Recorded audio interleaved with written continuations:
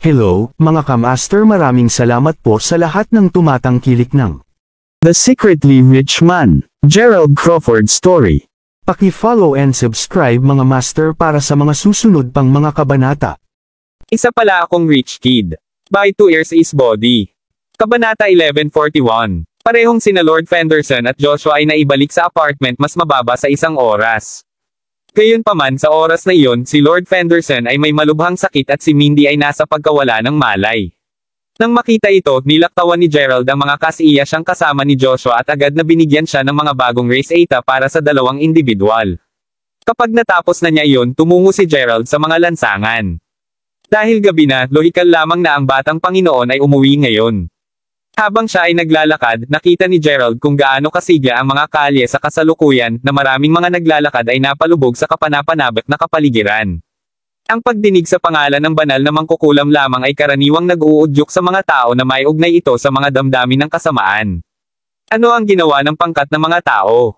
At bakit maraming tao na lumapit upang sambahin sila? Napaisip si Gerald sa sarili. Hindi nagtagal bago siya dumating sa pintuan ng Yunwick Manor ni Linus.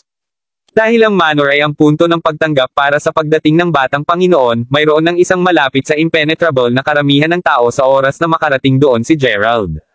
Nakatayo sa pasukan ng manor ang ilang mga batang mag-aaral ng pamilyang Yunwick na naatasang tanggapin ang mga mahahalagang panauhin. Dahil dito, hindi nakapagtataka kung bakit hinarang ng mga ito ang landas ni Gerald nang sinubukan niyang pumasok. Hoy, ngayon hindi ka basta-basta makakapasok sa manor all willy-nilly. Sinong pumayag pa sa iyo na pumasok?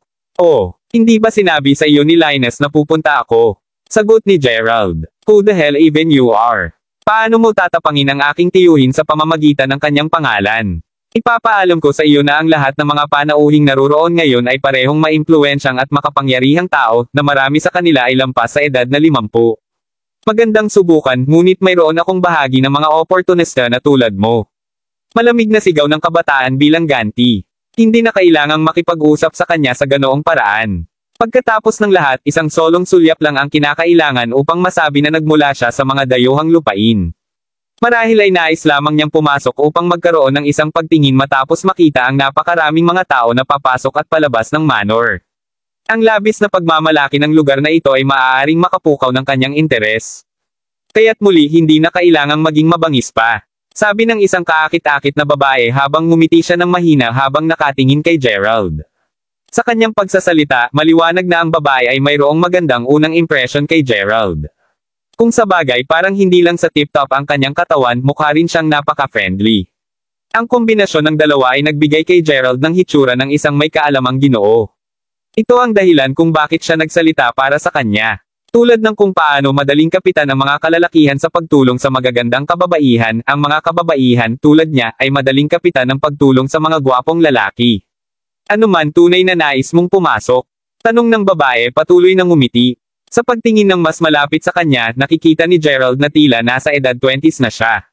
Ang kanyang buhok ay nakatali din sa isang nakapusod at ang kanyang ngiti ay partikular na matamis. Nang makita na hindi niya sinasagot ang tanong niya, ang babae ay nagdagdag.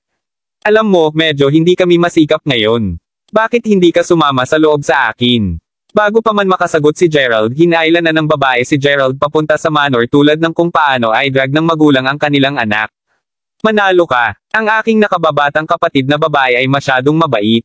Dahil sa pag-iyak ni Queenie bago lamang sa pagkakita ng mga maliliit na hayop na namatay, hindi ako sorpresa na siya ay nahabag sa kanya dahil lamang sa pag-alitan ko sa kanya ng medyo maaga pa. Minsan naiisip ko kung siya ba talaga ay isang Yunwick. Ungol ng lalaki sa kanyang sarili habang pinagmamasdan si Kayina Yunwick na akayin si Gerald palalim sa manor. Matapos maglakad ng ilang sandali, tuluyan na ring tumigil si Kayina bago sabihin, well, this is the place. Iyon, doon ay si Ji Yunwick at naabisuhan ko na siya tungkol sa iyong presensya. Kung ang alinman sa mga panauhin ay nangangailangan ng anumang tulong, magtungo lamang sa kanila at bigyan sila ng isang kamay. Pupunta ako doon sa aking sarili upang pagsilbihan din sila. Nakangiti sa kanya pagkatapos ay kumaway siya sa kanya bago umalis. Ang batang babaeng iyon ay talagang walang katulad sa iba pang mga Yunwick kahit papaano ang naranasan ko dati sa lahat. Isang masigasig na tao. Ungol ni Gerald sa sarili na hindi niya maiwasang ngumiti sa pagbitiw sa tungkulin. Anuman, ang babaeng iyon ay tunay na naging kawili-wili. Tulad ng sinabi niya, gayunpaman, siya ay medyo masigasig din. Nahihiya ito sa kanya na aminin sa kanya na nandito talaga siya upang patayin ang mga tao. Ang ilang mga tao ay tiyak na mas mahirap tanggihan kaysa sa iba. Hoy ikaw! Ikaw ang tinawag ni Ji Yunweek di ba? Halika rito at maghatid sa amin ng ilang inumin. Sigaw ng isang binata na medyo hindi seremonya. Ang tumawag kay Gerald ay nakaupo sa paligid ng isa sa maraming mga mesa na inilagay sa labas ng manor kasama ang ilang ibang mga binata at kababaihan. Dahil napansin nila na si Kay-ina ang nagdala sa kanya rito, at alam nila sa katotohanan na si Ji Yunweek ang nagtalaga sa kanya sa mga iba't ibang gawain, pagsasama-sama ng dalawa, naisip nila na nasa ilalim niya si Gerald, na nangangahulugang na mayroon siyang mga parehong gawain na ginawa niya. Narinig iyon, isang Simon Gut ang nabuo sa mukha ni Gerald. Habang siya ay medyo nagalit sa utos, alam niya na dahil hindi niya tinanggihan ang masigasig na alok ni Kay-ina kanina, ito ay katulad sa pagsang-ayon niya sa mungkahin nito. Sa pag-iisip na iyon, alam ni Gerald na walang kabuluhan sa kanya na ilabas ang kanyang galit ng ganoon lang. Kabanata 1142. Pinapakalma ang sarili pagkatapos ay lumakad papunta sa grupo habang paminsan-minsan ay sumulyap sa pasukan. Habang kumukuha siya ng isang tiko upang muling punan ang mga walang laman na tasa sa mesa, sinabi ng isa sa mga kababaihan na mayroong mabibigat na pampaganda, tulad ng iba pa, gayunpaman, hindi ka masyadong tasa ng aking tsaa. Si Kay-ina lang ang mahuhulog sa isang tulad mo. Oh, maaari ka ba talagang maging magandang batang lalaki ni Kay-ina? Tanong ng ibang babae. Manalo ka, tulad ng kung ang isang katulad niya ay magiging kwalipikadong maging kanya. Sumagot ang pangatlong babae sa halip ay mapanghamak. Matapos sabihin iyon, ang mga kababaihan ay tila nawala ng interes sa kanya at mabilis nilang natagpuan ang kanilang sarili na ipagpatuloy ang kanilang dating paksa ng pag-uusap. Sa bagay, napakasaya ko ngayon. Haha, sa wakas, may isang taong sinisisi sa akin. Sinabi ng isa pang babae mula sa pangkat na iyon na mukhang mas matanda kaysa kay Gerald. Oh, anong uri ng sisihin, Freya? Tanong ng isa sa mga kaibigan niya. Ilang mga insidente lamang na wala sa inyo ang may kamalayan sa totoo, sa palagay ko ay mabuti para sa akin na sabihin sa iyo ang tungkol dito ngayon. Kita mo, ang mga Yunweeks ay palaging may lihim na pakikitungo sa batang Panginoon ng banal na mangkukulam. Isang kasunduan. Tinanong ang mga kababaihan na ngayon ay lumalaking Yunesyoso. Sa katunayan, kita mo, ayon sa deal, higit sa 10 magagandang kababaihan ang kailangang maipadala sa batang Panginoon taon-taon. Tulad ng nahulaan mo na, ang ilan sa kanila ay nagmula rin sa pamilyang Yunweek. Sagot ni Freya, ano, hindi mo hinahatak ang aming binti, hindi ba? May dahilan ba para gawin ko iyon? Ano man, sinabi sa akin ng aking ama ilang oras na ang nakakalipas na una ako ay isa sa mga napiling kagandahang maipadala sa kanya. Gayunpaman, dahil ang isang kagandahan mula sa pamilyang Fenderson ay dumating tungkol sa 3 buwan na ang nakakaraan, ipinagkanulo siya ng aking ama para lamang protektahan ako. Paliwanag ni Freya habang tumatawa. Ano ang hindi inaasahan? Ang isiping ang batang Panginoon ay talagang isang tao. Medyo mahirap isipin kahit na. Alam ko diba, kahit na dati ay naisip ko na ang batang Panginoon ay parehong dalisay at walang kapintasan. Hindi ko maisip na nakakainis siya sa katotohanan. Alinmang paraan, ito ay isang pangunahing lihim na kung malantad, masisira siya para sigurado. Bilang isang resulta, napakahusay na bawal para sa mga tao mula sa Mount Home Island na pag-usapan ito. Bukod sa mga miyembro ng aming pamilya at ilang iba pang mga tao sa Mount Home Island, sigurado akong walang ibang nakakaalam tungkol sa sikretong ito. Ibinabahagi ko lang ito sa iyo dahil napakasaya ko ngayon. Sagot ni Freya. Sa gayon, narinig ko ang mga alingaw-ngaw tungkol dito ng ilang taon pabalik sa aking sarili, kaya hindi ko ito tatawaging isang sikretong itinatago, ungol ng isa sa kanyang mga kaibigan. Oh, kaya't sigurado ako na tiyak na hindi mo pa naririnig ang tungkol sa sasabihin ko sa iyo. Ito ay isang bagay na itinatago ng aking ama sa aking pamilya. Sigurado ako na ako lang ang ibang Yunweek na nakakaalam tungkol dito. Pulong ni Freya sa isang medyo nalungkot na tono. Ano ang pinag-uusapan mo lahat, pinsan? Tanong ni Kay-ina habang pinamunuan niya ang ilang mayaman batang tagapagmana mula sa pintuan. Habang ngumiti ang mga bagong dating sa mga mula sa paunang grupo, sinamantala ni Kay-ina na kumaway kay Gerald habang binabati siya. Pinagambala mo si Freya tulad ng pagbabahagi niya sa amin ng ilang mga lihim. Halika at umupo sa amin. Mabilis. Mga lihim. Oo. Kita mo, isang insidente ang nangyari kaninang hapon. Alam mo lahat kay Layton, tama ba? Ang aking kapatid na walang kakayahan. Aba, may nangyari sa kanya. Gayunpaman, bago ako magpatuloy, alam mo bang lahat kung sino si Master Moldel? Tanong ni Freya. Ngunit syempre ginagawa namin. Hindi ito sorpresa para sa alinman sa kanila na tinawag ni Freya ang kanyang nakababatang kapatid na walang kakayahan. Pagkatapos ng lahat, ang mga mula sa pamilyang Yunwick ay may kamalayan na hindi siya nagkaroon ng mabuting relasyon kay Layton. Karamihan ito ay sanhi ng ang katunayan na si Layton ay ang nag-iisang lalaking inapo ng pamilya. Bilang isang resulta, si Linus ay labis na sumamba kay Layton at madalas na masira siya. Kasama kay Freya, karaniwang binibigyan lamang siya ni Linus ng isang malamig na balikat na nagpapaliwanag ng kanyang malinaw na hindi nasiyahan kay Layton. Napakahusay. Sa pagpapatuloy, nakita ko kanina si Master Moldel at ang aking nakababatang kapatid na dinala papunta sa manor mula sa likuran. Nagkataon lamang na nakita ko sila noon mula ng balak kong lumabas ng panloob sa likod upang magkaroon ng kasiyahan. Ay, damn, paano nasaktan si Layton? Sa totoo lang, ang mas mahalagang tanong ay kung paano nasaktan si Master Moldel. Nakita natin lahat ang kanyang napakalawak na kasanayan dati. To think na may magagawa talaga na talunin siya sa Mount Home Island. Malinaw na napagtanto ng lahat ang balitang iyon mahirap paniwalaan. Ang ilan sa mga kabataang lalaki ay nakikipagpalitan pa ng takot na takot sa isa't isa habang nagpatuloy sa pagbulong si Freya, habang hindi ako masyadong sigurado tungkol sa mga detalye ng totoong nangyari. Pagkatapos na suriing mabuti ang aking ama habang nakikipag-usap siya sa ilan sa kanyang mga nasasakupan, narinig ko ang pangalan, Miss nabanggit si Crawford. Tila ang taong iyon ay may isang napakalakas na background. Panipi. Kabanata 1143. Ginoo Crawford. Nagtatakang ungol ng mga kababaihan. Panipi tuldok. Ngayon saan ko naririnig ang pangalang iyon dati? Hindi ko na masyadong maalala ang tungkol sa taong iyon. Manalo ka. Nagawa ko na ang ilang pagsisiyasat sa kanya, at pinagkakatiwalaan ako kapag sinabi kong lahat kayo ay matatakot sa kamatayan sa pagdinig kung ano ang nalaman ko tungkol sa kanya. Sagot ni Freya. Ipagpatuloy mo tulad ng sinabi ko dati. Pagkatapos na magtanong sa paligid, narinig ko mula sa ilang mga tao na ang taong ito na si G. Crawford ay may isang napakalakas na background. Ang kayamanan na pag-aari niya ay malapit sa isipin para sa ordinaryong tao, alam mo. Sa katunayan, siya ang uri ng tao na makakapagbigay sa iyo ng anumang halaga ng pera kaagad kung papayagan kanyang humiling ng anumang. Paliwanag ni Freya habang ang kanyang mga mata ay napuno ng selos. Ano? Maaari bang magkaroon ng isang mayamang tagapagmana tulad niyan? Tinanong ang ilan sa kasalukuyang mga kalalakihan na may sama ng loob sa kanilang tinig, malinaw na naiinggit din. Totoo ang lahat. Hindi lamang siya mayaman, ngunit siya ay may kakayahang masyadong. Sasabihin ko ito ngayon na wala siyang malapit sa maihahambing sa alinman sa iyo na hedonistic rich heirs. Sagot ni Freya habang nakatingin sa grupo ng mga kalalakihan na lahat ay mas bata sa kanya habang umiling. Kaya paano kung hindi tayo mapaghahambing? Hindi naman sa gusto natin na may kumpara din kami sa kanya. Sagot ng isa sa mga kalalakihan habang sila ay pumalit sa pagbaba ng kanilang ulo. Sa gayon kahit na siya ang pinakamayamang tao sa mundo, naniniwala ako na walang tao ang tunay na makakabuhay ng walang pag-aalala, anuman ang pagmamayari ng isang tao. Tuldok. Sigurado akong kailangan niyang harapin ang iba markang paiwati ibang uri ng ang mga isyu na ang mga normal na tao tulad sa amin ay hindi maaaring umasa na maunawaan. Anuman ang mga problema ay tiyak na mayroon pa rin sa kanya kaya't hindi mo kailangan na mapahiya kayong lahat dahil lahat tayo ay medyo mas mababa sa kanya, sabi ni Kaina doon sandali habang nakangiti siya. Ang kanyang mga salita ay tulad ng musika sa tainga ng mga kalalakihan at agad nilang nasumpungan ang kanilang pakiramdam na mas napabuti.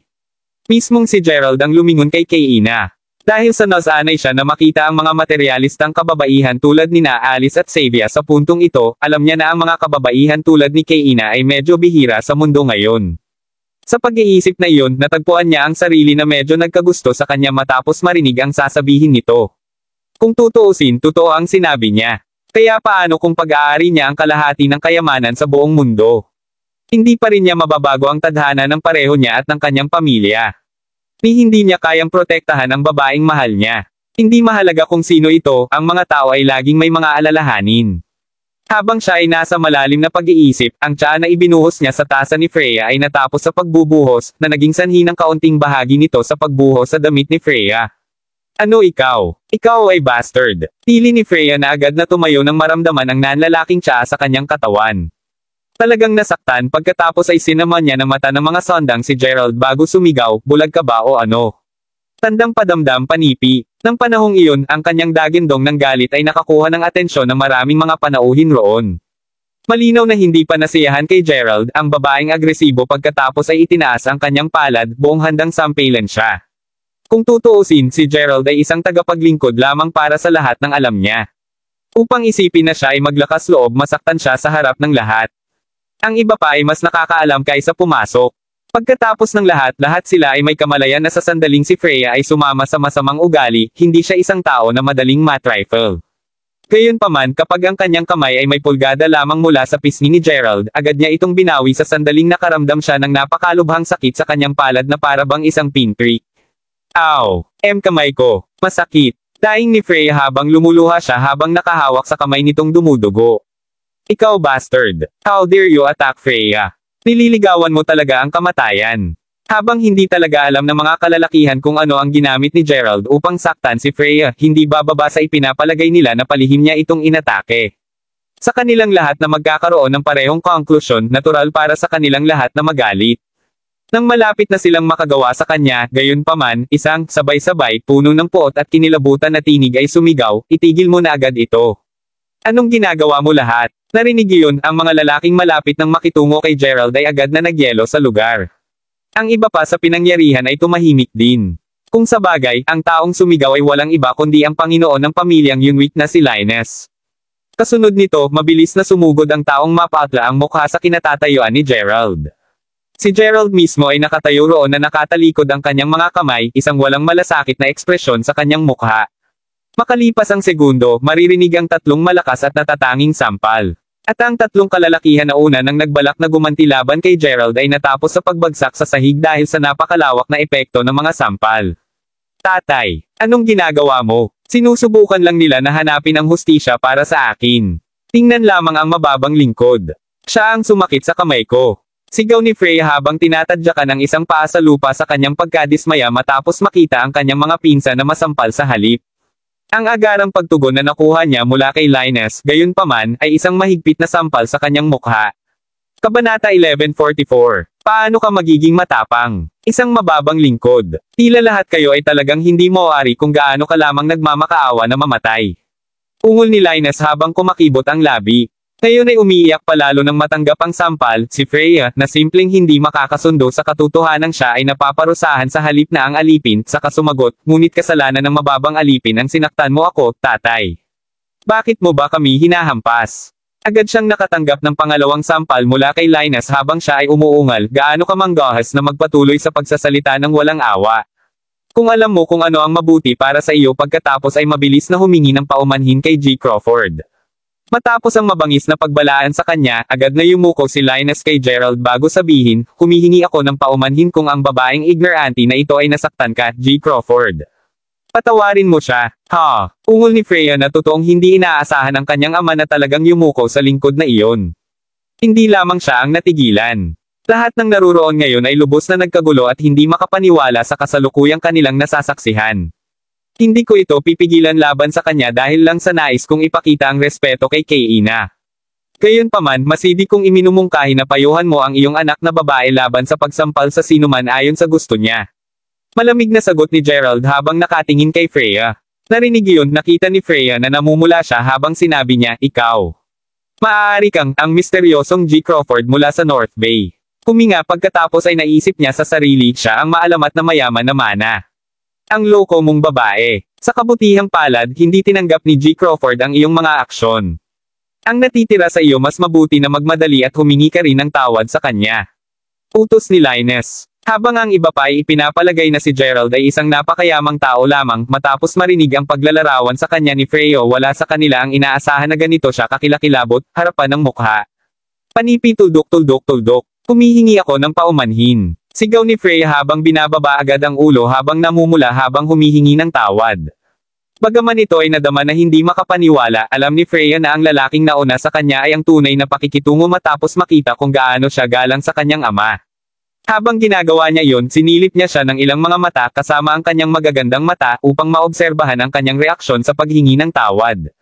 Sa kanyang isipan, iniisip niya kung ang kanilang simpleng hidwaan ay maaaring magtapos sa pagkakaroon niya ng isang romantikong relasyon sa maruming taong mayaman na iyon.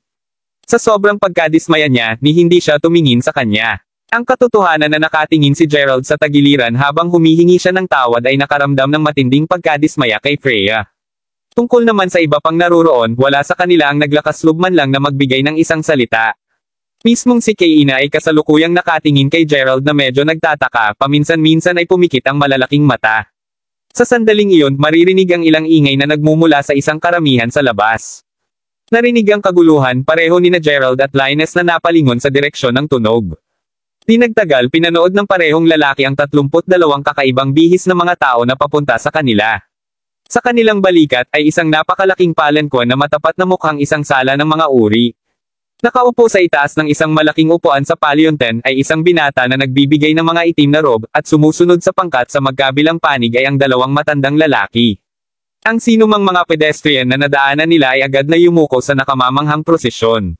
Ito ang kauna-unahang pagkakataon ni Gerald na makakita din ng isang nangingibabaw na hanay din. Pagkatapos ng lahat, kahit na ang mga emperador sa mga sinaunang panahon ay hindi naglalakbay tungkol sa itaas ng mga palangkons na dinala ng 32 tao. Siya ba ang batang Panginoon?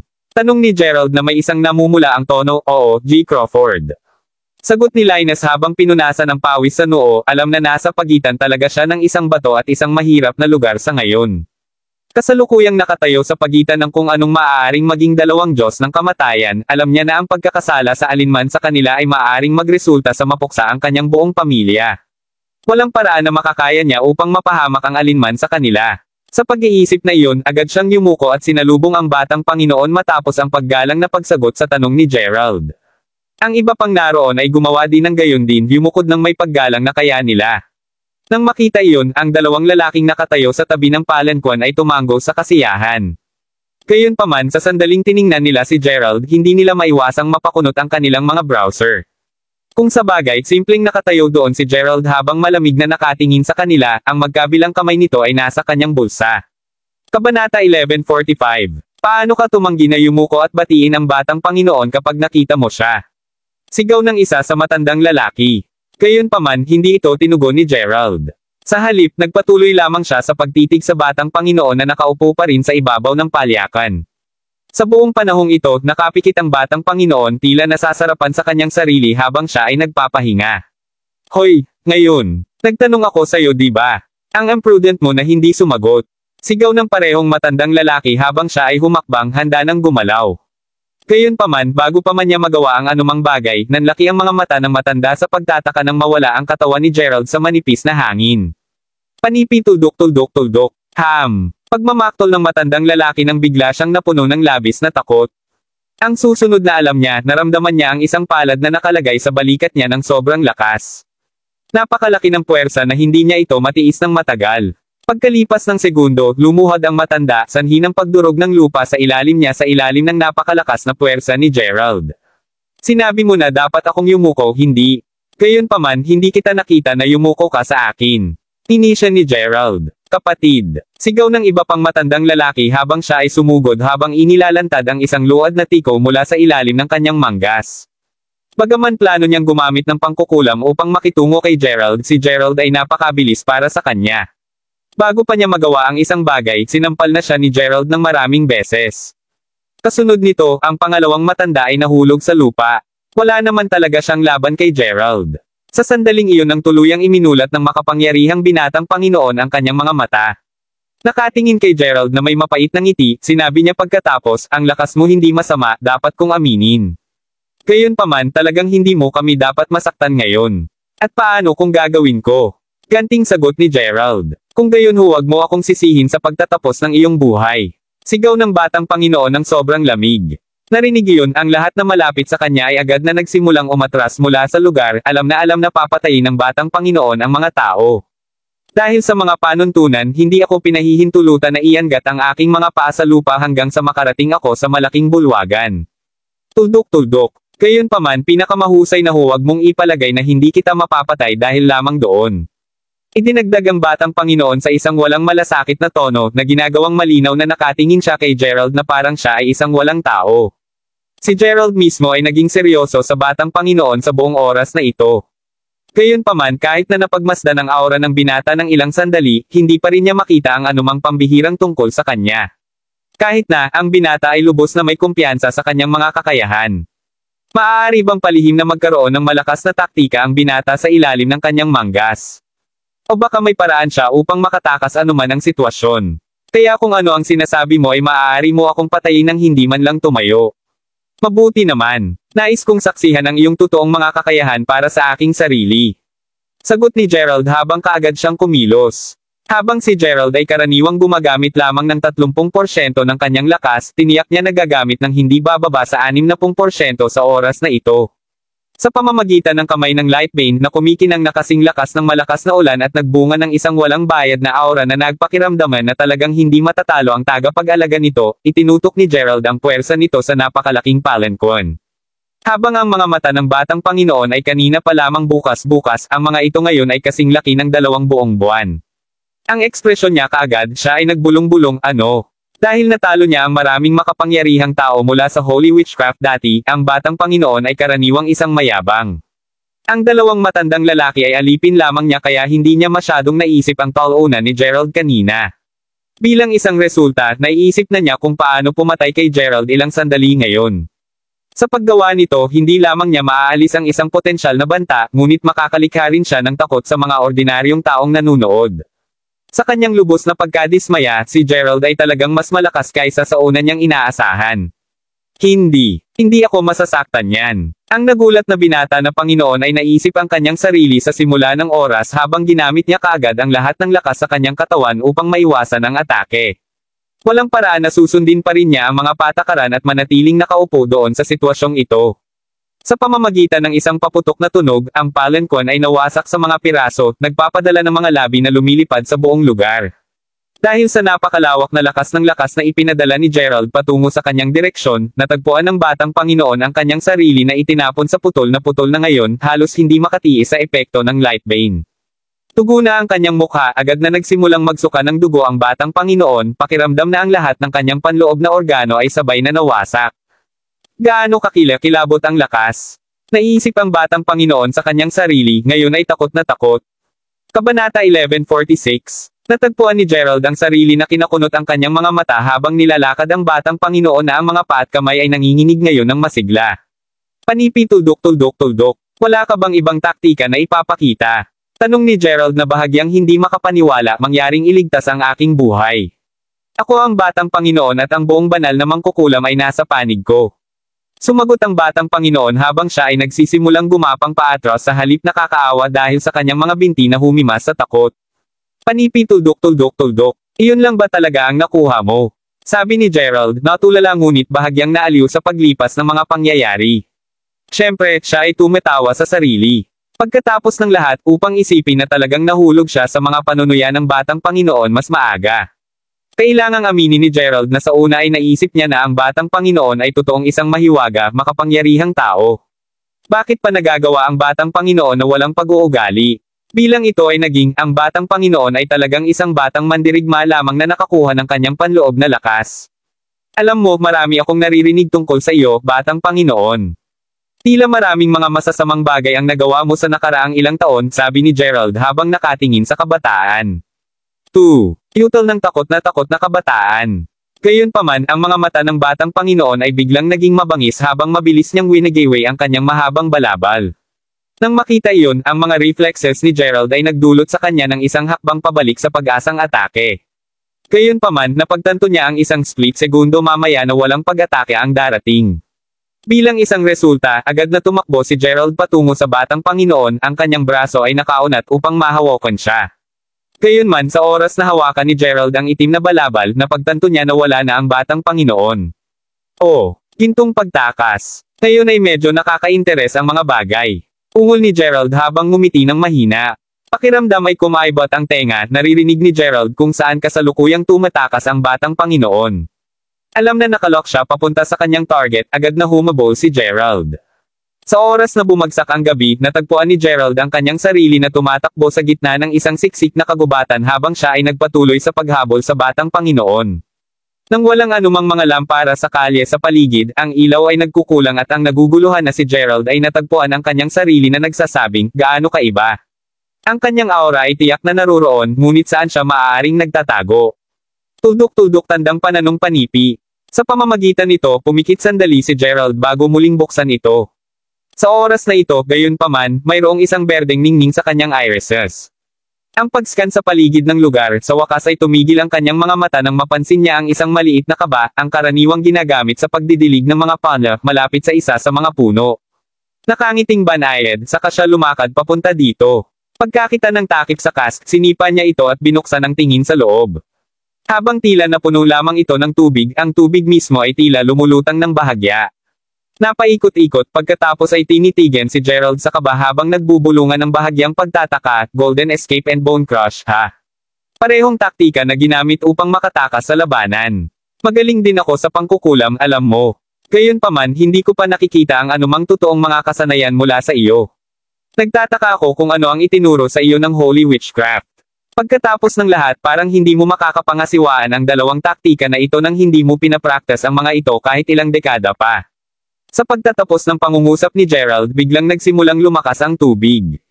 Umiling siya sa pagbitiw sa tungkulin, inilagay ni Gerald ang kanyang kamay sa tubig. Di nagtagal, hinawakan ng daliri niya ang isa sa mga nakatagong puntos ng akyapangkor ng Batang Panginoon. Tuldok-tuldok. Sa sandaling nangyari, ang katawan ng Batang Panginoon ay pinilit na kumalat na nagresulta sa pagbukas ng cast busting. Matapos ang pag-ubo ng masigla ng medyo matagal habang nakahiga sa lupa, sa wakas natagpuan ng Batang Panginoon ang kanyang tinig at sinabi. Tuldok-tuldok, ikaw, sino ka rin? Pareho tayong parehas na edad. Paano ka pa mas malakas kaysa sa lola ko? Kasunod nito, tiningnan ng Batang Panginoon si Gerald na may takot na mga mata at na mukhang handa siyang lumuha sa anumang segundo. Hindi mo kailangang malaman kung sino ako. Ang kailangan mo lang malaman ay kung hindi mo sinasagot ng totoo ang aking mga katanungan, isang kaila-hilakbot na kamatayan ang naghihintay sa iyo. Babala kay Gerald habang dahan-daang ang tinatapik ang balikat ng nakakakilabot na balikat. Ang iyong pahayag kanina, hindi ko natutunan ang mga kasanayang ito mula sa Holy Witchcraft. Si Angelica ang nagturo sa akin kung paano ako makatakas habang nasa labas ako na masaya sa dagat nang ako ay 8 taong gulang. Sabi ng kinilabutan nagmamadali ang Batang Panginoon. Angelica, tanong ni Gerald, nagulat. Totoo sa naunang sinabi ng Batang Panginoon kapwa siya at si Gerald ay nasa edad na pareho. Sa lohikal, kakailanganin ng isang tao na sanayin ng maraming mga dekada upang makabisado ang dalawang taktika na nabanggit niya kanina. Sa katunayan, maraming tao ang maaaring gugulin ang kanilang buong buhay na pagsasanay upang maging mas mahusay sa mga taktika, ngunit hindi pa maabot ang husay ng Batang Panginoon sa kanila. Sa pag-iisip na iyon, tiyak na nakakagulat para kay Gerald na malaman na mayroong ibang tao tulad ni Finlay, ang kanyang Panginoon, doon na makakatulong sa iba na makakuha ng 2 beses sa mga resulta ng pagsasanay sa kalahati lamang ng pagsisikap. Oo. Pagkatapos turuan ka ng mga kasanayang iyon, si Angelica din ba ang nagsabi sa iyo na gawin ang lahat ng masasamang gawa na iyon? Masasamang gawain tulad ng panggagahasa at nakawan. Alam mo kung hindi ako napunta sa island ng Montholm, ang kaibigan ko ay baka napahamak mo ngayon. Ungol ni Gerald, isang pahiwatig ng pamamaslang na hangarin sa kanyang mga mata. Narinig ito, alam ng Batang Panginoon na kung hindi niya ginamit ang kanyang dalawang kasanayan ng mas maaga, malaki ang posibilidad na maging isang bangkay na siya ngayon. Panipi tuldok-tuldok-tuldok. Alam kong nagawa ko ang maraming masasamang bagay sa nakaraang ilang taon. Ngunit alamin na hindi ko sinasadya na gawin ang mga ito. Ako, ayoko lang sa mga kababaihan. Lahat ng mga ito nang walang pagbubukod. Idineklara ng Batang Panginoon na nakahiga pa rin sa lupa habang mahigpit na nahawak sa ilang damuhan sa lupa. Kabanata 1147. Mula sa kung gaano kirot ang kanyang tinig habang ang Batang Panginoon ay nagpatuloy na nakahiga sa lupa, halos parang iniisip niya ang ilang hindi masabi na kalungkutan. Panipi tuldok-tuldok-tuldok. Galit ka sa mga kababaihan. Tanong ni Gerald na hindi niya mapigilan ang malamig na pagtitig sa Batang Panginoon. Marahil ay hindi ka maniniwala sa akin kahit na ipinaliwanag ko ito sa iyo. Pagkatapos ng lahat, mula sa sandaling ako ay ipinanganak, palagi lamang ako ay kilala bilang mataas at makapangyarihang Batang Panginoon ng Holy Witchcraft. Tuldok-tuldok. Habang ang lahat ay may gawin na iinggit sa akin, maaari kong ligtas na sabihin na sa buong taon, hindi ako tunay na naging masaya, alam mo, kinamumuhian ko ang babaeng iyon mula pa noong bata pa ako. Tuldok-tuldok. Dahil sa kanya, natapos ko na ang pagkamuhi sa lahat ng iba pang mga kababaihan. Ang babaeng pinag-uusapan. Siya ang aking ina. Paliwanag ng Batang Panginoon. Nang marinig iyon, naramdaman ni Gerald na bahagyang kumaibat ang mga eyelids niya. Hindi pa niya naririnig ang sinumang nag-aangkin na ikagalit ang kanilang ina ng masidi tulad ng ginawa ng Batang Panginoon. Kung tutuusin, sino sa mundong ito ang hindi magmamahal sa isang nagpanganak sa kanila? Gayunpaman, maramdaman ni Gerald na ang batang Panginoon ay hindi nagsisinungaling dahil sa sobrang sakit na makikita sa mga mata ng kabataan. Totoo nga bang ang malupit at walang prinsipyong taong ito ay katulad lamang ng kasalukuyang paraan dahil sa mga paghihirap na dati niyang naranasan? Panipi tuldok. Bakit eksaktong galit ka sa kanya? Panipi tuldok. Tatlo ako nang ang una kong memorya ay, ako, nasaksihan ko ang eksenang iyon sa harap mismo ng aking mga mata. Ang aking ina, pinatay niya ang aking ama sa harap ko. Sinabi ng batang Panginoon, ang kanyang boses ay parang mas masakit kaysa dati. Naaalala ko pa rin ang ekspresyon ng aking ama noon. Bago siya namatay, nais niyang hawakan ang aking kamay sa huling pagkakataon, alam mo. Bilang isang maliit na bata lamang, ako ay hindi takot na takot noon. Wala siyang katiting na pagsisisi sa kanya. Impyerno, wala man lang siyang pakialam sa akin. Kahit na matapos ang maraming taon, ang eksenang iyon ay patuloy na naglalaro sa aking isip. Tuldok. Ito ay tulad ng isang sumpa na nais na magpatuloy sa pagpapahirap sa akin hanggang sa katapusan ng oras. At hindi lang siya din ang isa. Ayaw din sa akin ni Lola. Patuloy niya akong pinagagalitin. Tuldok. Tinatawag akong hindi lehitimong anak. Kung hindi ako ang nag-iisang anak ng pamilyang Tyndall, naniniwala ako na ako ay binugbog hanggang sa mamatay ng matagal ng dalawang kamanghamanghang mga kababaihan. Tuldok. Sa huli, ako kinuha ang kanilang apelyido kaya't kabilang ako ngayon sa Tyndalls ng Holy Witchcraft. Napakalaking awa nito na kahit hanggang ngayon mismo, hindi ko pa rin alam kung ano ang apelyido ng aking ama. Kasunod nito, tumangala ang batang Panginoon bago idinagdag, dapat mong naiisip kung gaano magulo ang mga relasyon sa loob ng aking pamilya, tama. Tagumpay kita mo, ang aking ama ay isang live-in na asawa. Tuldok. Kinuha ko ang apelyido ng aking ina at ang aking lola ay talagang mula sa bahagi ng ina ng pamilya, anuman, dahil ganoon akong tretuhin sa ganoong paraan sa kanilang dalawa, palagi akong may likas na pakiramdam na lahat ng mga kababaihan ay masama. Gayunpaman, alam ko rin na ang mga babaeng nasaktan ko bago ito ay walang sala. Maaari mong piliing hindi maniwala sa akin, ngunit sa tuwing nasasaktan ko ang isang babae, napapagod ako sa mahabang panahon. Tuldok. Impyerno, hinahangad ko ring mabayaran ang mga pamilya ng mga babaeng nasaktan ko. Gayunpaman, bilang batang Panginoon, hindi ko lang magawa iyon. Kailangan kong sundin ang mga utos ng aking lola. Tuldok. Pagkatapos ng lahat, kami mula sa Holy Witchcraft ay higit na nakahihigit kumpara sa sinumang iba pa. Dahil dito, inaasahan naming magiging mapagpasyahan kapag pinapatay ang iba kapag ginawa namin. Ngunit hindi ko lang kaya. Hindi ako maaaring magpasya kapag kumukuha ng inosenteng buhay. Gayunpaman, patuloy na nais ng aking lola na malaman ko kung paano pumatay sa iba. Alam mo, nagsisimula na akong maging ligaw at masama bago ang pagtatangka kong tumakas noong ikawalo ako, nagmula ito sa isang pangyayaring nangyari noong ako ay nasa unang baitang pa lamang, noon. Nakilala ko ang isang partikular na mabait na batang babae na pinangalan ng Lola Liman, siya ang dahilan kung bakit nagsimulang manghinay ang aking pananaw noon, siya ipinakita sa akin na ang gayong magagaling na mga batang babae ay mayroon din sa mundo. Tuldok. Habang sinubukan kong pigilan ang pag-iisip ng ganoong pinakamahabang oras, sa huli, ang kanyang sigasig at kabaitan ay natapos akong hawakan. Mula sa puntong iyon, nagsimula kaming matuto at maglaro ng magkasama. Tuldok. Ang mga simpleng oras. Tumawa ng bahagya ng paalala niya, nagpatuloy ang binatang Panginoon, nagsaad kami, alam mo ba? Naikakasal kami sa isa't isa kapag lumaki na kami. Malinaw kong naalala ang sinabi niya sa akin na habang pauwi kami mula sa paaralan isang araw. Tuldok. Nang marinig iyon, tinanong ko kung papatayin niya ako sa hinaharap na nagresulta sa kanyang pagngisi pauwi, natural, nagloloko lang tayo noon. Ano ang malalaman natin tungkol sa pag-ibig sa edad na iyon? Tuldok. Gayunpaman, iyon ang huling gabi na nakilala ko siya. Napatay siya at ilang sandali lamang nang napag-alaman kong ang mamamatay tao ay ang aking lola.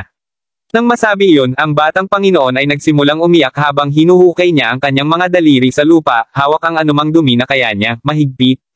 Matapos ang nangyari, sinabi ko sa aking sarili na tatakas ako hanggang sa magagawa ko upang mapalayo ang aking sarili sa dalawang babaeng iyon. Sa pag-iisip na iyon, sumakay ako ng isang bangka patungo sa dagat kasama ang mga labi ni Lola na nai-cremate. Tuldok. Pagkatapos ng lahat, sinabi ni Lola minsan sa akin na gusto niya ang ideya ng panonood ng paglubog ng araw habang nakasakay sa isang bangka. Ang pagbibigay ng kanyang hiling ay ang pinakamaliit na magagawa ko, matapos ang paggaod ng medyo matagal, natanto ko na hindi ko na masabi kung nasaan ang baybayin. Sa mabilis na paglubog ng araw, naisip ko na tiyak na mamamatay ako sa gutom sa dagat noon. Gayunpaman, ito ay noong una akong bumangga kay Angelica. Siya ay tumingin ng napakaganda at banayad at sa totoo lang, ang pagkatao niya ay halos kapareho ni Lola. Tuldok-tuldok. Sa panahong iyon, nakatayo siya sa ibabaw ng isang kahoy na bangka na lahat ay nakasuot ng puti habang siya ay pinatugtog ang kanyang flauta. Matapat siyang nagmukhang engkanto, ngayong iniisip ko ito. Tuldok-tuldok. Narinig iyon, hindi mapigilan ni Gerald na higit na magtuon sa kwento ng batang Panginoon. Si Finley ay dating nagturo kay Gerald ng taktika sa pagbabasa ng isip. Matapos malaman ito, nalaman ni Gerald na hanggat may isang taong mahina kaysa sa kanya, tiyak na makakakita siya sa kanila. Dahil dito, alam ni Gerald na ang batang Panginoon ay hindi nagsisinungaling sa buong panahon na ito. Gayunpaman, ang nakakuha ng kanyang pansin ay ang pagbanggit ng batang Panginoon ng isang babaeng nakasuot ng puti. Paano nakakaintriga? Isang babae na nagpatugtog ng isang plauta sa itaas ng isang kahoy na bangka palabas sa dagat ng malapit na ang takip silim. Ang imahe ng kaisipan ni Gerald sa paglalarawan ng batang Panginoon ay pinaramdam sa kanya na ang babaeng nakaputi ay tiyak na isang pambihirang tao. Tuldok-tuldok. Anuman siya ang nagligtas sa akin. Siya rin ang responsable sa pagtuturo sa akin ng ilang mga kasanayan tulad ng pagdurog ng buto, gintong pagtakas, at mga taktika sa paghinga ng pagong. Sinabi niya sa akin na ipagpatuloy ang pagsasanay ng mga kasanayan sa lihim paggawa ng siguradong walang nakakaalam tungkol sa mga ito. Ayon sa kanya, ang mga kasanayan sa kalaunan ay makakatulong sa akin na pamahalaan ang aking kapalaran. Dagdag ng batang Panginoon habang pinupunasan ang luha. Panipi tuldok-tuldok-tuldok. Ako, si Chester Tyndall, ay nagsabi ng lahat ng kailangan ko. Matapos mailabas ang lahat ng ito, hindi ko maikikaila na mas maganda ang pakiramdam ko kaysa dati. Alam kong sa oras na patay na ako, hindi ko natiisin na ang mabibigat na pasanin na ito. Salamat sa paglalaan ng oras upang makinig sa aking kwento. Bago mo ako patayin, mangyaring payagan akong humingi ng isang panghuling pabor mula sa iyo. Sabi ni Chester. Ano ito? Tanong ni Gerald. Kabanata 1148. Sa buong mga taon, nasaktan ko ang isang kabuoang 7 kababaihan. Bago ako mamatay, nais kong humingi ng tawad para sa kanila. Saka lamang ako makakapahinga sa kapayapaan. Marahil ay maaari ko pa rin makilala si Lola pagkatapos gawin ito, lubos na taos puso na sinabi ni Chester.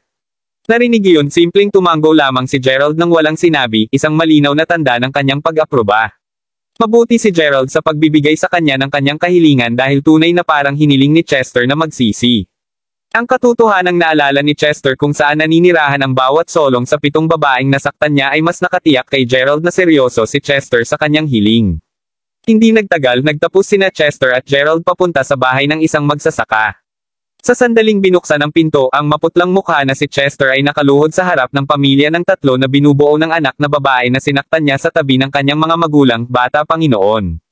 Tandang padamdam. Ano ang utang natin sa kasiyahan? Nauutal na sabi ng ama habang silang 3 ay nanginginig sa takot. Naparito ako upang humingi ng kapatawaran.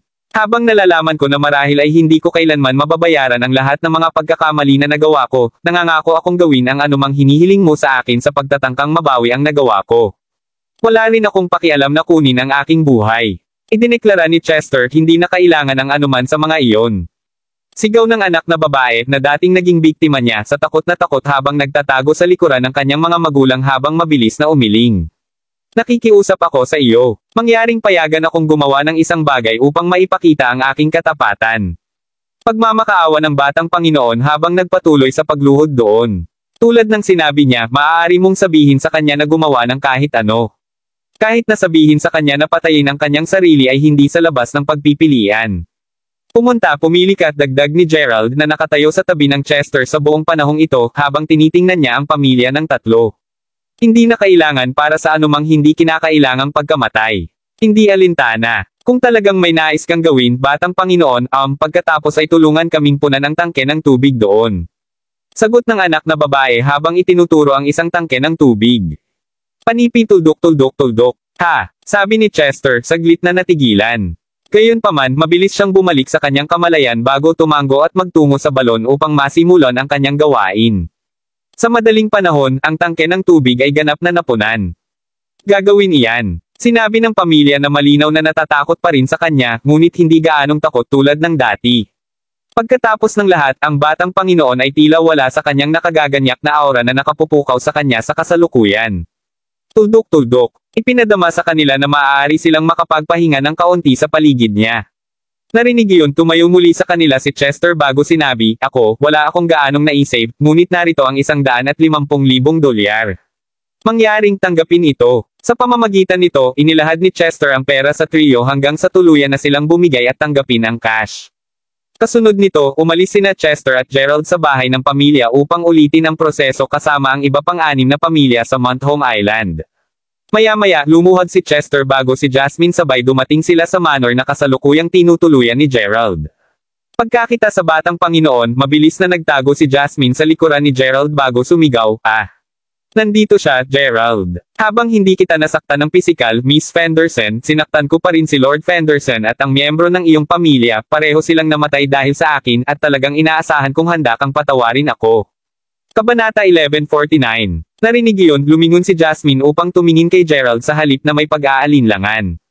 Ilang sandali pa lamang ay napagtanto niya na ang isang walang awa at mayabang na binibini na Panginoon ay totoong sumuko kay Gerald. "Humihingi ako ng paumanhin para sa lahat ng mga pagkakamali na nagawa ko. Humihingi ako ng paumanhin," sinabi ni Chester habang paulit-ulit na ibinaba ang kanyang ulo hanggang sa dumampi ang kanyang noo sa lupa. Habang nais niyang patayin siya sa una, matapos makita kung gaano siya kaawa-awa, sumagot lamang si Jasmine. "Hindi na kailangang humingi pa ng paumanhin sa akin. Sa halip, dapat kang humihingi ng tawad sa mga nasaktan mo. Pagkatapos ng lahat, habang ang aking pamilya ay nakagawa ng malagim na karanasan na ito ng walang pinsala, hindi iyon ang kaso para sa iba pang mga pamilya. Ano man kung kaparusahan ang iyong hinahangad, hahayaan ko si Gerald na gawin ang panghuling salita. Ang kanyang mga salita ay magiging kasing ganda ng sa akin." Pagkasabi niyon, saka lumingon si Jasmine kay Gerald. Minsan ganito ang mga kababaihan. Habang si Jasmine ay unang hindi sigurado kung totoong nahulog siya kay Gerald, noong una siyang nagsimulang maging mas nakasalalay sa kanya, halos natitiyak niya na tunay na naiibig siya. Mula sa sandaling iyon, napanatili ni Jasmine ang mga damdaming para sa kanyang puso. Ito ay talagang walang misteryo kung bakit ang mga dalaga sa pagkabalisa na nailigtas na mga bayani ay karaniwang nahuhulog sa kanila.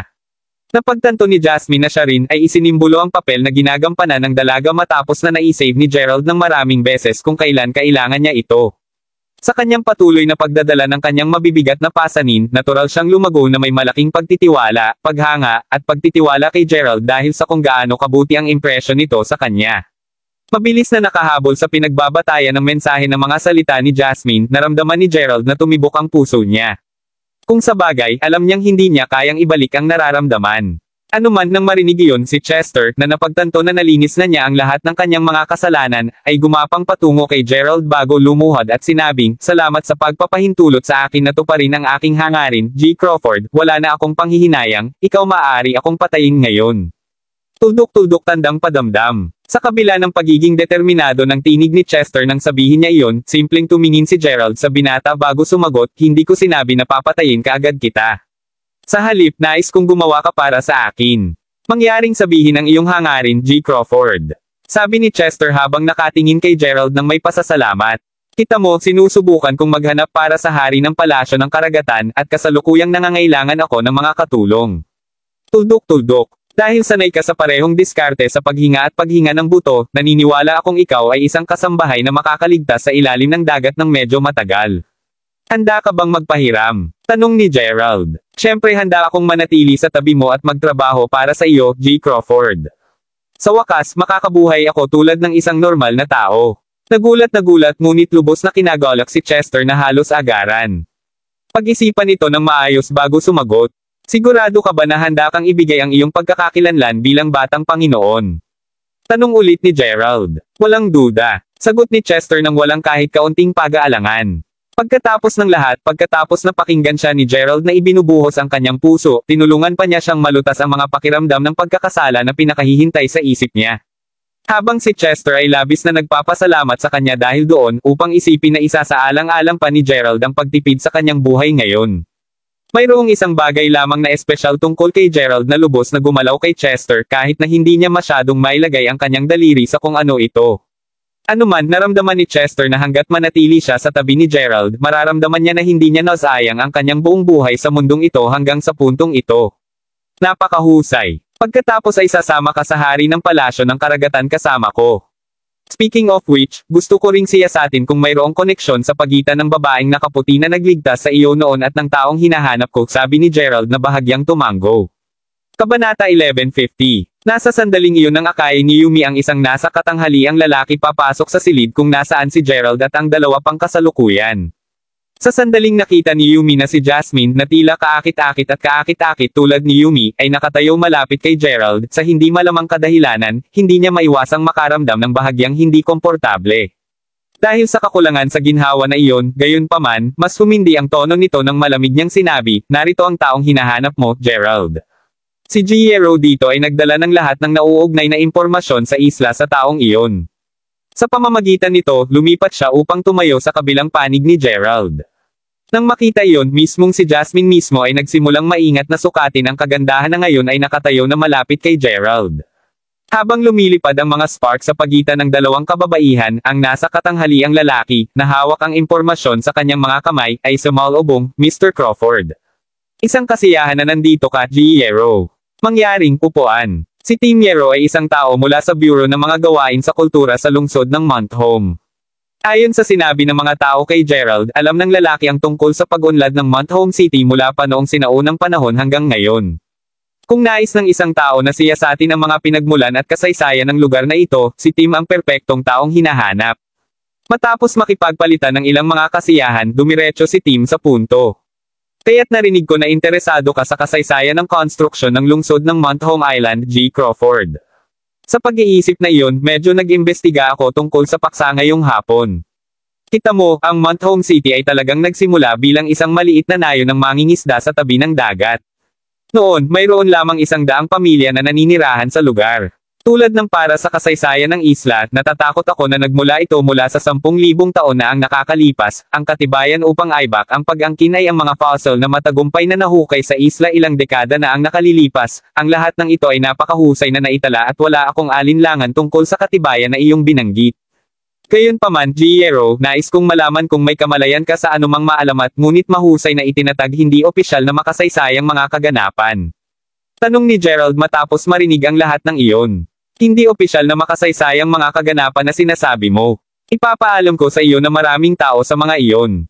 Patawarin ang aking sigasig, ngunit ang pagsasaliksik sa hindi opisyal na makasaysayang mga kaganapan at pangangalap ng katibayan upang hindi patunayan ang mga opisyal ay isang pansarili, at ang nag-iisa lamang na aking libangan hanggat nabubuhay ako. Kung iyon ang nais mong tanungin sa akin tungkol sa gayon, maaari kang makatiyak na natagpuan mo ang tamang tao. Nakangiting sagot ni Tim. Sa pamamagitan nito, sinimulan niyang idalye ang ilang mga lumang alamat kay Gerald. Tingnan natin. Mga 20 taon na ang nakalilipas noong una akong nagtatrabaho. Sa pamamagitan ng sobrang pagkakataon, nakatagpo ako ng isang napakasinaunang libro sa silid-aklatan ng Bureau ng Kultura noong panahong iyon. Ang nilalaman nito ay simple, ngunit napakasinaunang mga salita na hinahangaan ako ng mas bata. May dahilan ako upang maging sobrang nasa sabik. Pagkatapos ng lahat, ang mga salita sa aklat na iyon ay malaki ang pagkakaiba kumpara sa mga sinaunang salita na karaniwang makikilala at matatagpuan. Dahil napili kong maging pangunahing sa arkeolohiya sa universidad, pinalad ako na ang isa sa aking mga propesor ay nagturo sa akin ng mga kahulugan ng ilang mga sinaunang salita. Kapag natapos ko na ang pag-decipher ng teksto, nalaman kong ang libro ay puno ng mga alamat at hindi opisyal na makasaysayang kaganapan. Upang mailagay ito sa mas simple at mas modernong mga termino, ang taong nagtatala ng mga alamat ay tila gumagawa ng mga alaala. Anuman, nalaman ko rin na ang mga nilalaman sa libro ay nakuha mula sa isang tabletang bato. Sa madaling salita, nauna pa ang kwento kahit na ang mga taong naglipat ng mga memwa sa format ng libro. Tulad ng para sa mga nilalaman, inilarawan nito ang isang insidente tungkol sa isang matandang lalaki na nakaligtas sa kapalaran. Sa libro, sinabi ng matandang lalaki na siya ay pinalad na napili upang lumahok sa isang espesyal na libing. Ang libing mismo ay itinuturing na espesyal dahil siya ay tungkulin na magtungo doon upang ilibing ang isang engkanto. Tungkol sa libingang lugar, ito ay isang napakagandang palasyo sa ilalim ng dagat. Narinig iyon, kapwa hindi mapigilan ni Gerald at Yumi na makipagpalitan ng tingin. Sa pagpapatuloy, inilarawan ng libro kung paano 37 tao kasama na ang Panginoon ang nagdala ng kabaong hanggang sa Mount Home Island. Tila huminto sila rito upang magpahinga dahil sa matinding bagyo. Hindi ba ito ang parehong kwento mula sa 6 na tabletang bato? Sigurado akong ito talaga. Sa anumang kapalaran, inaasahan ng libro na naglalaman ng kung ano ang nangyari pagkarating nila sa isla. Pagkatapos ng lahat, naalala ko ang sumusunod na mural na ipinapakita na ang matandang pulubi ay 27 kalalakihan lamang ang kasama niya nang huminto sa isla.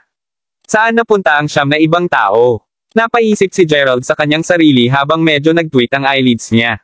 Pag-isipan ito, ang mga nilalaman ng mga tabletang bato ay tila higit pa at mas katulad ng isang sinaunang epitaph ng isa sa siyam na tao na naiwan sa isla. Tuldok-tuldok. Mula sa hitsura nito, ang mga salitang tila naglalarawan sa nasabing tao buong buhay. Maaari bang sabihin na ang siyam na naiwan ay hindi namatay? Ano ang nangyari pagkatapos? Bakit sila magpapasya na manatili sa likod ng kalahati ng kanilang paglalakbay? Ito ay nakasaad sa memoir na pagkarating ng manunulat sa isla ng Mount Home, ang buong buhay niya ay nabago dahil sa isang eksenang nasaksihan niya na sinabi niyang hindi niya makakalimutan sa natitirang buhay niya. Upang matukoy ng detalyado, ang pangkat ng mga kalalakihan ay nagkakamping noong isang gabi ng biglang tila bumagsak ang langit habang ang lupa ay naghiwalay. Sigurado ang lahat na ang kalamidad ay darating sa kanila at ang buong isla ay malapit ng lumubog. Gayunpaman nang magsisimula na silang makatakas, lahat sa kanila ay nakakita ng isang napakalaking, tanso na bahay na lumipas sa hangin. Hindi lamang ang hovering house ay napakalaki, ngunit mayroon ding mga tao sa loob nito. Matapos ang isa sa mga naninirahan sa bahay ay lumabas, ang malaking pinto ng lumilipad na bahay ay nadulas. Ang pangalawang nangyari, ang mga kalalakihan na nasa isla pa rin kaagad na nakarinig ng kahabag-habag na daing mula sa loob ng lumulutang na bahay. Dahil doon lahat ng mga kalalakihan ay natakot kalahati sa kamatayan at sa mabuting kadahilanan din. Inilarawan dito na ang daing na ginawa ng mga taong iyon ay parang lahat sila ay labis na naghihirap. Kabanata 1151. Tila nagmula sa isipan ang isang layunin. Mukhang alam ng master kung sino din sila. Ang master ay lumipad at pumasok sa lumilipad na bahay upang talakayin ang isang bagay sa kanila. Tuldok-tuldok. Ngunit wala sa atin ang nakakaalam kung ano ang kanilang pinag-uusapan. Nakipag-ayos sila ng medyo matagal. Ilang oras habang nakikipag-ayos sila, lumulubog ang lumilipad na bahay sa ilalim ng mga alon na dinala ang master kasama nito. Tuldok-tuldok kudlit. Dumating na ang gabi. Lahat tayo ay naghuhugas-hulog, halos hindi makatulog. Ang magagawa lang natin ngayon ay bantayan ang bangkay ng diwata. Gabi na ngayon at oras ko na upang magbantay, kasama ako, ang aking pangkat ay mayroong 9 na tao. Tuldok-tuldok kudlit. Sinusulat ko ito pagkatapos ng nakakakilabot na pangyayaring iyon. Ang insidente na nagbago sa aking kapalaran magpakailanman. Habang nakatayo kaming bantay, biglang nabuhay ang diwata. Nakatayo sa harap namin, malazwa ang kanyang ekspresyon habang malamig niyang tinanong kami kung saan namin siya dadalhin sa, hindi nang ahas maglaro ng anumang mga laro, sinabi namin sa kanya ang lahat ng alam namin. Tuldok-tuldok. Nang marinig ang aming paliwanag, nagalit siya. Malinaw ko pa rin naaalala ang kanyang sinabi kaya nais mo pa rin akong pasanin kahit ngayon. Salamat sa mga bituin na nabawi ko ang aking kamalayan sa oras. Kasunod nito, lumipad siya sa isang matinding galit at nagsimulang atakehin kami. Sa sandaling lumipat siya, natapos ang buhay ng 6 na tao. Nakakatakot siya. Habang tinangka kong tumakbo, agad niyang winigiwi ang isang mahabang manggas at itinali sa leeg ko. Bago ko ito nalalaman, itinapon na ako sa hangin. Kung hindi para sa isang puno na sinisira ang karamihan sa taglagas, tiyak na napunta ako patay mula sa pinsala ng taglagas na nag-iisa. Maswerte ako na napunta lang ako sa pagkabali ng isang binti. Tuldok-tuldok. Ito ay nasa estado ng aking semi-malay nang mapagtanto ko ang isang nakakatakot. Lahat ito ay mali. Sigurado ako na ang diwata ay nasa kabaong pa rin. Kung gayon sino ang impyerno na ito? Sa oras na iyon, hindi ko alam kung ano ang nangyari sa natitirang mga kasama ko. Para sa lahat ng alam ko, lahat sila ay maaaring patay na. Sa kabutihang palad, ang napakalaking tansong bahay ay lumipad palabas ng karagatan ng instant na iyon na nagdudulot ng isang paputok na tunog. Natatandaan kong nahimatay ako sa eksaktong sandaling iyon dahil sa lahat ng pagkabigla. Nang sa wakas ay nagising ako, nasa bahay ako ng isang mabuting mangingisda. Noon ko lang nalaman na ako ang nag-iisa na nakaligtas sa pangkat na 9. Ang iba pa na hindi nakatayo na bantay, sa kabilang banda, lahat ay naligtas ng Panginoon. Dahil sa pangyayaring iyon, hindi na ako pinaganya at hindi ko na matiis ang simoy ng karagatan. Ito ang dahilan kung bakit ako nanatili sa Mount Home Island. Gayunpaman, ang master ay mabait upang mabayaran ako ng maraming pera. Kasunod nito, inilarawan ng epitaph kung paano mabagal na ginamit ng nakaligtas ang pera upang maging mas mayaman sa mga susunod na taon. Sa huli, natapos din siya na maging isang prestihiyosong tao sa isla, at doon natapos ang memoir sa bato na tablet. Ang mga tao mula sa sinaunang panahon ay may pagkahilig na magpalubha, lalo na ang mga tagumpay. Gustong-gusto lamang nila ang pagdaragdag ng mga hindi pangkaraniwang insidente sa kanilang mga epitaphs, alam mo. Bukod sa halimbawang ito, ang isa pang kwentong narinig ko ay tungkol sa isang magiting na tao na nagngangalang Braden laban na pumatay sa isang puting ahas at lumikha ng isang pag-aalsa.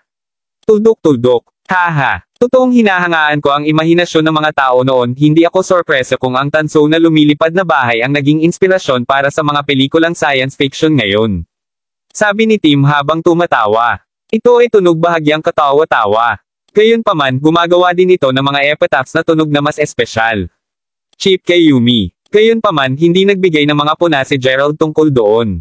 Matapos makipag-chat ng kaunti pa kay Tim at higit pa o hindi gaanong nalalaman ang lahat ng mga katotohanan na nais niyang siyasatin, sinabi ni Gerald sa isang tao na pauwiin si Tim. Kapag wala na siya, casual na sinabi ni Gerald, babalik muna ako sa aking silid, lahat kayo dapat ay maaga pa dahil magtatapos na tayo bukas. Gayunpaman, bago pa makalayo si Gerald, pinigilan siya ni Yumi bago sinabi, hawakan mo ito. Bakit hindi mo binigkas ang alinman sa iyong mga opinyon ng mas maaga? Sa katunayan, halos hindi mo sinabi kahit ano. May problema ba? Dahil siya ay isang babaeng mapag-unawa, idinagdag pa ni Yumi, napansin ko rin ang paggalaw ng iyong mga talukap ng mata sa tuwing inilarawan ni Jiero ang lumilipad na bahay ng mas maaga. Tuldok-tuldok. Bakit iyon? Napapansin ka? Ano man kung sinabi ko sa iyo na ang kwentong narinig namin kanina ay totoo. Maniwala ka ba sa akin? Tanong ni Gerald. Ano? Hindi mo hinahatak ang binti ko, di ba? Sagot ni Yumi, natataranta sa tanong niya. May dahilan ba para magsinungaling ako? Gayunpaman, ang pangyayaring ito ay tila nagiging mas nakakagulo kaysa sa una kong naisip na ito. Sabi ni Gerald bago bumalik sa kanyang silid. Kabanata 1152. Si Yumi mismo ay nanatiling nakatulala sa lugar ng medyo sandali. Gabi na nang makita si Gerald na nagmumuni-muni sa kanyang kama, nakikinig sa simoy ng karagatan habang iniisip ang tungkol sa mga bagong tuklas na ginawa niya ngayong gabi. Ayon sa sinabi ng nakaligtas, isang partikular na makapangyarihan at galit na babae ang lumitaw noong gabing iyon na nagresulta sa pagkamatay ng iba pang 8 katao na naging bantay sa kabaong kasama niya. Sino ang babaeng yon? At ano ang ibig niyang sabihin ng sinabi niyang nagising na siya sa oras? Ano man ang kaso, ang babae ay tila na puno ng napakalawak na sama ng loob. Bukod sa babae, ang kakilakilabot na daing mula sa loob ng lumilipad na bahay ay isang bagay din na hindi madaling makalimutan. Maaari bang nandoon ang lahat ng mga nahuli ng Sun League? Naroon ba si Mila at ang kanyang tiyuhin? Ang pagbanggit ng lahat ng mga aba mula sa loob ng bahay ay tiyak na ikinagulat ni Gerald kanina. Tungkol naman sa babaeng nakaputi, malamang ay sumuko na siya sa misteryosong matandang pulubi sa huli. Pagkatapos ng lahat, nakita na ni Gerald ang pagpapatuloy ng kwento noong ipinakita sa kanya ni Master Ghost ang 6 na tabletang bato. Mula sa naalala niya, ang matandang pulubi at ang natitirang mga kalalakihan ay nagpatuloy sa kanilang paglalakbay na medyo maayos. Matapos pumatay ng matandang lalaki ang isang nasugatang dragon, lahat ay inilibing nila ang bangkay ng dragon kasama ang kabaong ng diwata bago gumawa ng pantay na maayos na pagbabalik. Pagkalipas ng ilang oras, ang mga mata ni Gerald ay kumislap ng isang pahiwatig ng pagpapasya habang tahimik siyang bumuulong, The Seeking Palace. Makalipas ang 2 araw nang magpatuloy sa paglalayag si Gerald at ang pamilya ng kanyang pamilya sa ibabaw ng choppy waves. Habang ang napakataas na alon mula sa mas maaga ay nabawasan ng malaki, ang simoy ng karagatan ay napakalakas pa rin. Sa pagtingin sa dagat, ang tila walang katapusang bilang ng mga malalakas na alon hanggang sa nakikita ng mata ay magpaparamdam sa lahat. Bago umalis si Gerald 2 araw na ang nakalilipas, inutusan niya ang kanyang mga tanod na ipadala muna kay Jasmine at sa iba pa sa Hollymark City upang hanapin si Wagner. Kapag nandoon na sila, sinabi sa kanila na makipag-ugnay sa mga Fendarian upang magpadala ng mga tao at kunin sila. Kapag nalaman niya na si Jasmine at ang iba pa ay ligtas at maayos, sa wakas ay nakapagpahinga ng medyo madali si Gerald. Habang si Jasmine mismo ay paunang nais na magtungo roon kasama si Gerald, napakapanganib nito. Pagkatapos ng lahat, hindi ito isang paglalakbay, o ito ay isang ordinaryong pakikipagsapalaran. Sa katunayan, alam na maraming maaaring hindi kilalang mga panganib doon kahit na sa kanyang kasalukuyang lakas, si Gerald mismo ay hindi sigurado kung magagawa niya ito sa isang piraso. Tanghali na nang tumungo si Chester sa kubyerta at tumayo sa likuran ni Gerald bago magalang na sabihin, tinatayang hindi kami masyadong malayo sa hari ng palasyo ng karagatan, Ginoo. Nakita ko. Kung gayon ang lugar kung saan ka nagtapos na naaanod sa taong iyon ay dapat na malapit, sagot ni Gerald. Ipagpalagay ko na, paimpel kong binaybay ang bangka patungo sa direksyon ng simoy ng karagatan sa oras kaya't mabilis ang paglalayag ng bangka. Habang naghanda ako ng pagkain natatagailan ako ng hindi bababa sa 3 araw noon, napunta ako sa dagat ng halos 10 araw. Tuldok-tuldok. Dahil sa halos 1 linggo na walang pagkain, naalala ko ang halos namamatay mula sa gutom noon. Mula sa distansya na sakop namin, sasabihin ko na dapat kaming maging malapit, sabi ni Chester habang sinuri niya ang lugar habang gumagawa ng mga pagtatansya sa ang kanyang ulo. Bilang karagdagan sa mga pahiwatig na nakita namin bago kami umalis, hinala ko na si Angelica ay maaaring ang taong hinahanap namin. Naiisip ni Gerald sa sarili. Gayunpaman, talagang iniisip ko na mahahanap mo ang mga sagot na iyong hinahanap sa oras na makarating kami sa hari ng palasyo ng karagatan, dagdag ni Chester. Ikaw at ako pareho, Chester. You and me both, sagot ni Gerald habang nakatingin siya sa abot tanaw. Kahit na sa mapa na nakuha ni Gerald mula sa minutes halls, nagkakaroon pa rin sila ng kaunting problema sa paghahanap para sa eksaktong lokasyon ng palasyo. Bigla na lang tinuro ni Chester ang dagat bago sinabi, "Ha? Sir, tumingin ka sa direksyon na iyon." Ito ay tila isang barko ng ilang uri, totoo sa mga sinabi ni Chester. Pagkatapos na lumingon upang tingnan kung saan siya nakaturo, nakita ni Gerald ang isang malaking barkong gawa sa kahoy na nasa dagat.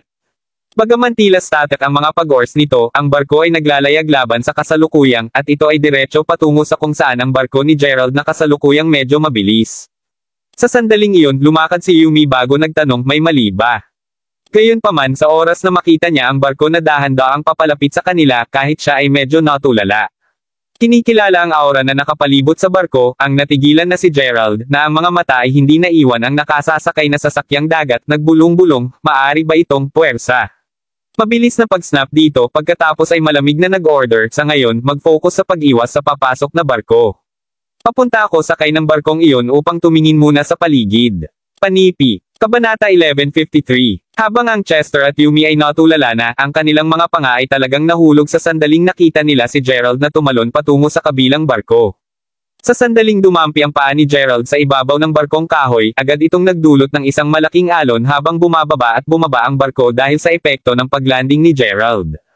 Maya-maya, bumagal ang mga alon at sinamantala ni Gerald na magsimulang tumingin sa paligid. Sa nakikita niya, tila ito ay isang average size na kahoy na barko na kayang tumanggap ng halos 40 hanggang 50 tao. Tila mayroon ding kaunting kasaysayan dito. Pagpasok sa cabin, tila may isang luma at punit na kurtina na nakasabit sa labas ng mga bintana ng cabin.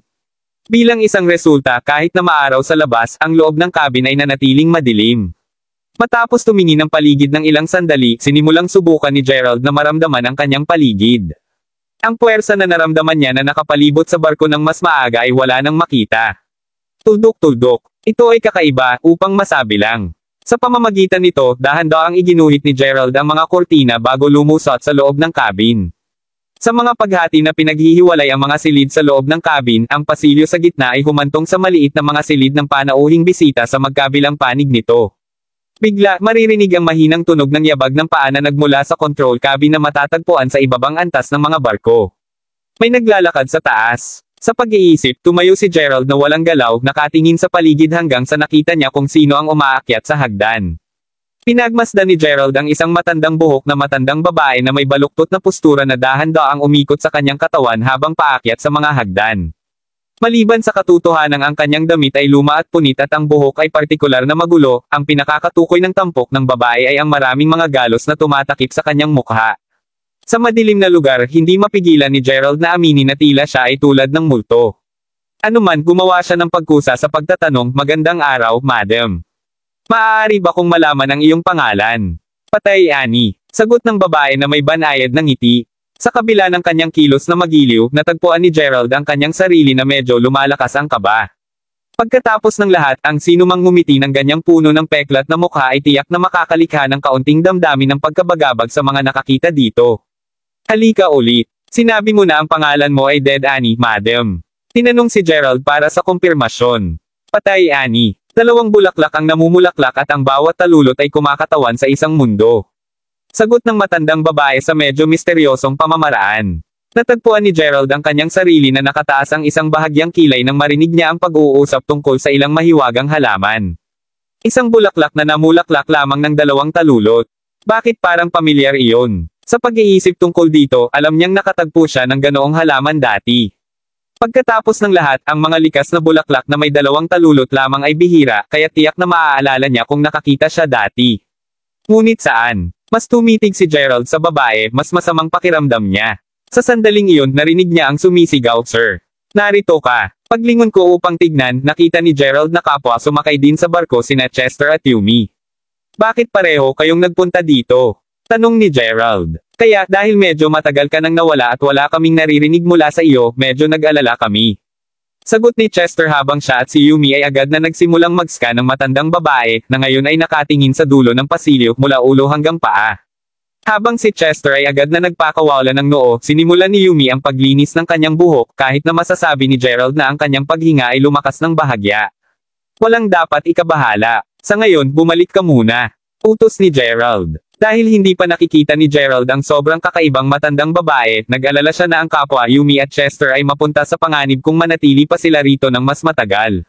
Sa sandaling narinig niyang sinabi niya iyon, gayunpaman, ang matandang babae ay biglang nagsimulang tumawa ng malamig. Ang halakhak niya ay parang malawak na parang nakakatakot. Nakaramdam na ng labis na pagkabalisa sa kanyang tawa, ang pagkabalisa ni Gerald ay sumilip sa sandaling napagtanto niya na maraming mga kakaibang mukhang bulaklak na nagsimulang lumitaw, sa labas ng manipis na hangin sa gitna ng pasilyo. Ang mga bulaklak mismo ay mayroon lamang 2 talulot na ang bawat talulot ay kawangis ng mukha ng tao.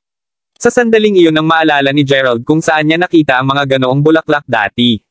Nakita niya ang mga ito sa isang hardin pabalik noong siya ay nasa Soul Palace. Ang hardin na iyon sa isla ng kanyang lolo ay partikular na ginawa upang itanim ang lahi ng bulaklak. Naalala ni Gerald na nahanap niya ang mga bulaklak na kakaiba kaya tinanong niya si Wilson tungkol sa mga ito. Ayon sa sinabi sa kanya ni Wilson, walang pangalan ang bulaklak. Ang mga binhi ng bulaklak ay natagpuan sa mga rehiyon sa kanluran at tila nagmula noong sinaunang panahon. Matapos subukang itanim ito, matagumpay silang namumulaklak. Dahil sa walang pangalan ng mga bulaklak na namumulaklak lamang upang magkaroon ng 2 petals, nagpa siya ang lolo ni Gerald na itanim ito sa isang hardin, tinatrato sila bilang isang buhay na likhang sining. Bilang ito ay naging, ang mga bulaklak ay tinawag na dead anise. Katatapos lamang ng pag-iisip ni Gerald na pagtanto niya na ang masarap na pollen ay nagsisimulang lumabas mula sa mga bulaklak. Ang pollen ay kumalat ng isang natatanging samyo sa paligid, at sa sandaling naamoy ito ni Yumi at Chester, agad silang nagsimulang makaramdam ng pagkahilo. Hindi nagtagal pareho silang nawala ng malay at nahulog sa sahig. Lason ng pollen. Kabanata 1154. Matapos sumigaw sa pagtataka, agad na bumalik si Gerald upang tignan ang matandang babae, handa na siyang maglunsad ng atake. Gayunpaman, bago pa man siya makagawa ng isang hakbang pasulong, biglang naramdaman ni Gerald na humina ang lahat ng kanyang mga labi nang mahilo ang isang spell na sabay na dinadaot sa kanya. Ano? Ngunit paano ito posible? Matagal na akong na-immune sa lahat ng lason. Napaisip si Gerald sa kanyang sarili habang dahan-dahang lumuhod sa sahig gamit ang isang tuhod, tumindi ang pagkahilo niya. Nang makita iyon, ang matandang babae ay ngumiti ng masama habang siya ay dahan-daang nagsimulang maglakad papunta sa kanya habang sinasabi, nakikita ko na ang iyong pangangatawan ay ibang-iba kumpara sa mga ordinaryong tao. Tuldok-tuldok. Gayunpaman, alam na ang mga dead anise dito ay una ng may kakaiba. Sabihin na lang natin na ang mga ito ay isang malapit perpektong counter laban sa iyo. Sa pakiramdam na malapit na siyang mawala ng pag-asa kung wala siyang mabilis na ginawa, inilagay ni Gerald ang lahat ng kanyang natitirang pagtuon sa paggamit ng kanyang banal na kaisipan upang tumawag, Dawnbreaker. Kasunod nito, agad na bumaril ang Dawnbreaker mula sa kanyang manggas. Talagang hindi inaasahan ng matandang babae na si Gerald ay magkakaroon ng huling paraan na pinaplano ng literal sa ilalim ng kanyang manggas. Sa oras na napansin niya ang talam na lumilipad para sa kanya, gayunpaman, huli na siyang mag-react sa oras. Hindi mapigilan ang pag-atake, natapos ng pagsasaksak ng Dawnbreaker sa kanan sa kanyang kaliwang braso, pinadala ang matandang babaeng bumagsak sa sahig. Kakaibang sapat sa sandaling siya ay nahulog, ang matinding pagkahilo na naranasan ni Gerald ay biglang nawala. Kaya't hindi lason ang naging sanhi ng aking pagkahilo. Napaisip si Gerald sa kanyang sarili nang mabilis niyang makuha ang kanyang lakas. Sa pag-iisip tungkol dito, agad na binawas ni Gerald na ang matandang babae ay naglunsad ng atake sa pag-iisip sa kanya sa halip na gumamit ng tunay na lason, at ginamit lamang niya ang pollen bilang isang uri ng daluyan. To think that his mental power was being controlled by that old woman kanina. Habang ang matandang babae ay tiyak na lumitaw na nagulat, mabilis siyang kumalas mula rito, tumayo at tumatakbo sa isang silid. Si Gerald mismo ay lumusot sa pintuan. Masalubong lamang ng tunog ng basag na salamin nang bumagsak ang matandang babae sa nag-iisang bintana ng kwarto at tumalon sa bukas na dagat. Sa oras na siya ay dumating sa bintana, ang matandang babae ay wala kahit saan. Nasa paligid iyon noon ng pareho ng dahan-dahan na nagsimula ng magkaroon ng kamalayan sina Chester at Yumi. Hindi nagtagal kahit ang mga tanod ng Crawford ay nagsimulang sumakay sa barko. Dahil kanina pa siya dumanas ng atake sa pag-iisip, ang mukha ni Gerald ay medyo mapatla pa rin habang iniutos niya, dalhin si Chester at Yumi pabalik sa barko. Tuldok-tuldok. Gayon din simulan ang isang paghahanap sa paligid ng lugar upang hanapin ang isang matandang babae. Siya ay nasugatan kaya tiyak na maiiwan niya ang mga bakas kahit ano pa. Nang marinig iyon, agad namang sumunod ang mga tanod ni Gerald at sinimulan ang kanilang paghahanap. Parin. Sino kahit sino siya. Ito ay halos tulad ng naghihintay siya para sa amin dito na sadyang, ang katotohanang naabutan namin siya ng napakalapit sa kinaroroonan ng hari ng palasyo ng karagatan, ginagawa siyang mas kaoy na hinala. Medyo nag-isip si Gerald sa sarili habang nakatingin sa dagat. Nagtataka ako kung maaari niya talagang subukan upang pigilan kami mula sa pagpasok sa hari ng palasyo ng karagatan. Kung gayon naruroon din ang kanyang sandata ng pagpipilian. Habang nasasabi ko na ang bulaklak ay espesyal na ibinalik noong nakita ko ito sa lugar ng lolo, hindi ko kailanman nahulaan na mayroon itong ganoong pag-andar. Sa sandaling matapos ang pag-iisip ni Gerald, ang alarma sa cabin ng isa sa mga barko ng pamilya Crawford ay nagsimulang umugong. Mahigit sa 10 malalaking barko ng Crawford ang kanina pa naghahanap ng matandang babae sa paligid ng lugar. Sa pamamahayag ng alarma, maliwanag na sa wakas ay natagpuan nila siya. Pagkalipas ng ilang segundo, isang tanod ang dumating kay Gerald bago tuwang-tuwa na sinabi, sa sandaling nakita namin siya, ang matandang babaeng iyon ay agad na sumisid palalim sa karagatan, G. Crawford. Habang hindi namin siya nakuha, natagpuan ng aming sonar detector na mabilis siyang lumalangoy papunta sa tila isang malaking gusali ng metal na malayo sa ilalim ng mga alon. Nakita ko. Kung gayon marahil ito ay isang matibay na kutob upang ipalagay na ang lugar na kasalukuyang pinupuntahan niya ay ang hari ng palasyo ng karagatan. Inilalagay kita sa singil ng pagbibigay ng suporta para sa amin habang ang ilan sa amin ay nagtungo doon upang tumingin. Speaking of alin, ayos kayong dalawa? Tanong ni Gerald sabay lingon nito kay Yumi at Chester. Ayos lang ako. Sagot ni Chester kahit simpleng tumango si Yumi. Napakahusay. Ilagay ang mga bato na nagtutulak ng tubig sa iyong mga bibig at sundan ako sa ilalim ng alon pagkatapos. Sa nasabing iyon, lahat silang tatlo ay sumisid sa dagat, lumalangoy sa malalim na kalaliman nito. Dahil mayroon silang dalubhasang elektronikong kagamitan sa kanila, mabilis at tumpak nilang napaghanap ang lokasyon ng palasyo at ng matandang babae. Sa tulong ng mga bato na nagtutulak ng tubig, ang trio ay nakagawa ng kanilang paraan ng mas malalim sa karagatan ng mas mabilis. Makalipas ang ilang sandali, dumating ang 3 tao bago ang isang madilim na yungib na mayroong isang maliit at makitid na pagbubukas, halos kalahati ang laki ng isang average na nasa hustong gulang. Kabanata 1155. Bagaman masikip ang hugis na gourd na pasukan, lumangoy si Gerald ng maayos at ang dalawa pa ay mabilis na sumunod sa likuran niya. Matapos lumangoy sa pamamagitan nito, natagpuan ng trio ang kanilang mga sarili sa isang lugar na pakiramdam ay parang alien. Sa madaling panahon, nakarating sila sa isa pang pasukan ng yungib kahit na mayroong isang matinding pagkakaiba sa isang ito. Mayroong dead ani pollen na lumulutang sa kung saan-saan sa loob.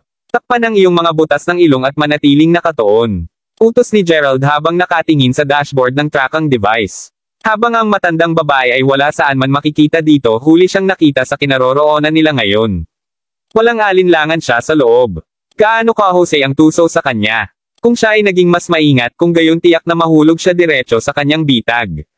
Ito ay sa sandaling iyon kapag ang parehong Yumi at Chester ay nagsimulang pakiramdam bahagyang hindi komportable. Naisip ni Gerald na ito ay dahil sa ang katunayan na ang pollen sa pasukan ng yungib ay mas siksik. Kahit na alam niya iyon at aktibong sinusubukang mapanatili ang kontrol sa kanyang sarili, natagpuan pa rin ni Gerald na hindi niya kayang pigilan ang malakas na epekto sa pag-iisip na dulot ng dead anis. Ang matandang babaeng iyon ay dapat na maging walang kabutihan. Sa lalong madaling panahon, natapos na ulit na mag-blackout sina Chester at Yumi habang si Gerald ay nagpatuloy sa pagtitiyaga sa pinakamalakas na epekto sa pag-iisip. Gayunpaman sa huli, nabigo si Gerald na tiisin ito. Nang magulo ang kanyang paligid, nakita ni Gerald ang isang kakaiba at pangit na mukha na lumitaw sa harap niya bago siya tuluyang pumanaw. Matapos ang hindi kilalang tagal ng panahon, kalaunan ay nagising ulit si Gerald. Habang dahan-dahan niyang nakuhang muli ang kanyang mga gulong, naisip ni Gerald kung paano ang sakit mula sa pag-atake sa pag-iisip ay hindi naiiba mula sa oras na natanggap niya ang mga alaala ng Diyos na iyon o kahit na siya ay pisikal na inatake ng mga kasanayan sa martial arts. Sa katunayan, kung kailangan niyang magtalo, ang epekto sa pag-iisip ay mas masakit kaysa sa alinman sa mga iyon. Anuman, nagpapasalamat si Gerald na kasama niya ang bato na nagtutulak ng tubig, kung hindi man, lahat sila ay nalunod na ngayon, nakikita na nasa ilalim pa rin sila ng tubig. Paglingon sa kanyang tagiliran, nakita ni Gerald na wala nang malay ang si Chester na ngayon ay sobrang mapatla. Tinitiis ang sakit ng kanyang sakit sa ulo pagkatapos ay lumingon si Gerald sa kabilang panig upang tingnan kung kumusta si Yumi. Gayunpaman, labis na nagulat siya, wala si Yumi sa kahit saan. Ano kaya ang nangyari sa kanya? Sa pagkawala ni Yumi na huminahon sa kanya ng kaunti, pagkatapos ay inalalayan ni Gerald si Chester sa balikat niya habang sinisimulan siyang hanapin. Gayunpaman, kahit gaano pa siya kahanap, wala nang bakas sa kanya kahit saan. Maaaring may nangyari sa kanya. Napaisip si Gerald sa kanyang sarili, medyo nakonsensya. Gayunpaman, alam niya na hindi ito ang oras upang mag-atubili. Pagkatapos ng lahat, buhay pa rin siya at ang hari ng palasyo ng karagatan ay malapit na sa kanila. Nang gisingin ni Gerald si Chester, totoong inaasahan niya na si Yumi ay lumalim pa lamang sa yungib kung saan dating ang dead anis. Hindi nagtagal, nagising si Chester at pareho silang nagpatuloy sa pagsulong. Matapos lumangoy sa daanan ng medyo matagal, pareho sa kanila biglang tinamaan ng isang napakalaking pag-agos ng tubig na tila hinihila ang dalawa sa kanila pasulong. Habang tinangka ni Chester at Gerald na hawakan ang kanilang lupa, pareho silang tumingin sa isa't isa, tahimik na sumasang-ayon na sila ay kasalukuyang nahuli sa isang nakatagong kasalukuyang ilalim ng dagat. Sa kabila ng paggamit ni Gerald ng lahat ng kanyang puwersa upang labanan ang paghugot sa kanya, natapos pa rin siyang matalo sa napakalakas na agos. Naturally, nabigo rin si Chester na labanan din ang kasalukuyang. Sa kanilang mga katawan na itinapon ngayon sa yungib, napansin ni Gerald na mabilis itong kumaliit. Gumamit ng bone crush. Sigaw ni Gerald habang patuloy na lumiliit ang puwang. Naririnig ito, kapwa sina Chester at Gerald ay agad na nagsimulang gampanan ang kasanayan upang aktibong iakma ang kanilang mga katawan sa kanilang kapaligiran. Sa laki ng yungib ngayon nakakakuha sa laki ng isang sanggol, at mabilis na patuloy na nagiging mas maliit. Alam ni Gerald na kung gumanap nila ang kasanayan sa pagdurog ng buto sa paglaon, kahit na siya ay mapupunta sa durog hanggang sa mamatay sa kabila ng pagkakaroon ng gayong nakakatakot na pangangatawan. Sa wakas, lumipad sila mula sa kabilang dulo ng yungib. Ang unang bagay na natagpuan ni Gerald na nakakagulat tungkol sa kung saan sila nakalapag ay ang katotohanan na walang tubig dagat dito. Ito ay isang ganap na tuyong puwang. Anuman ang pangalawang nakita niya kung gaano ang pinsala ng Chester, agad siyang inalalayan ni Gerald.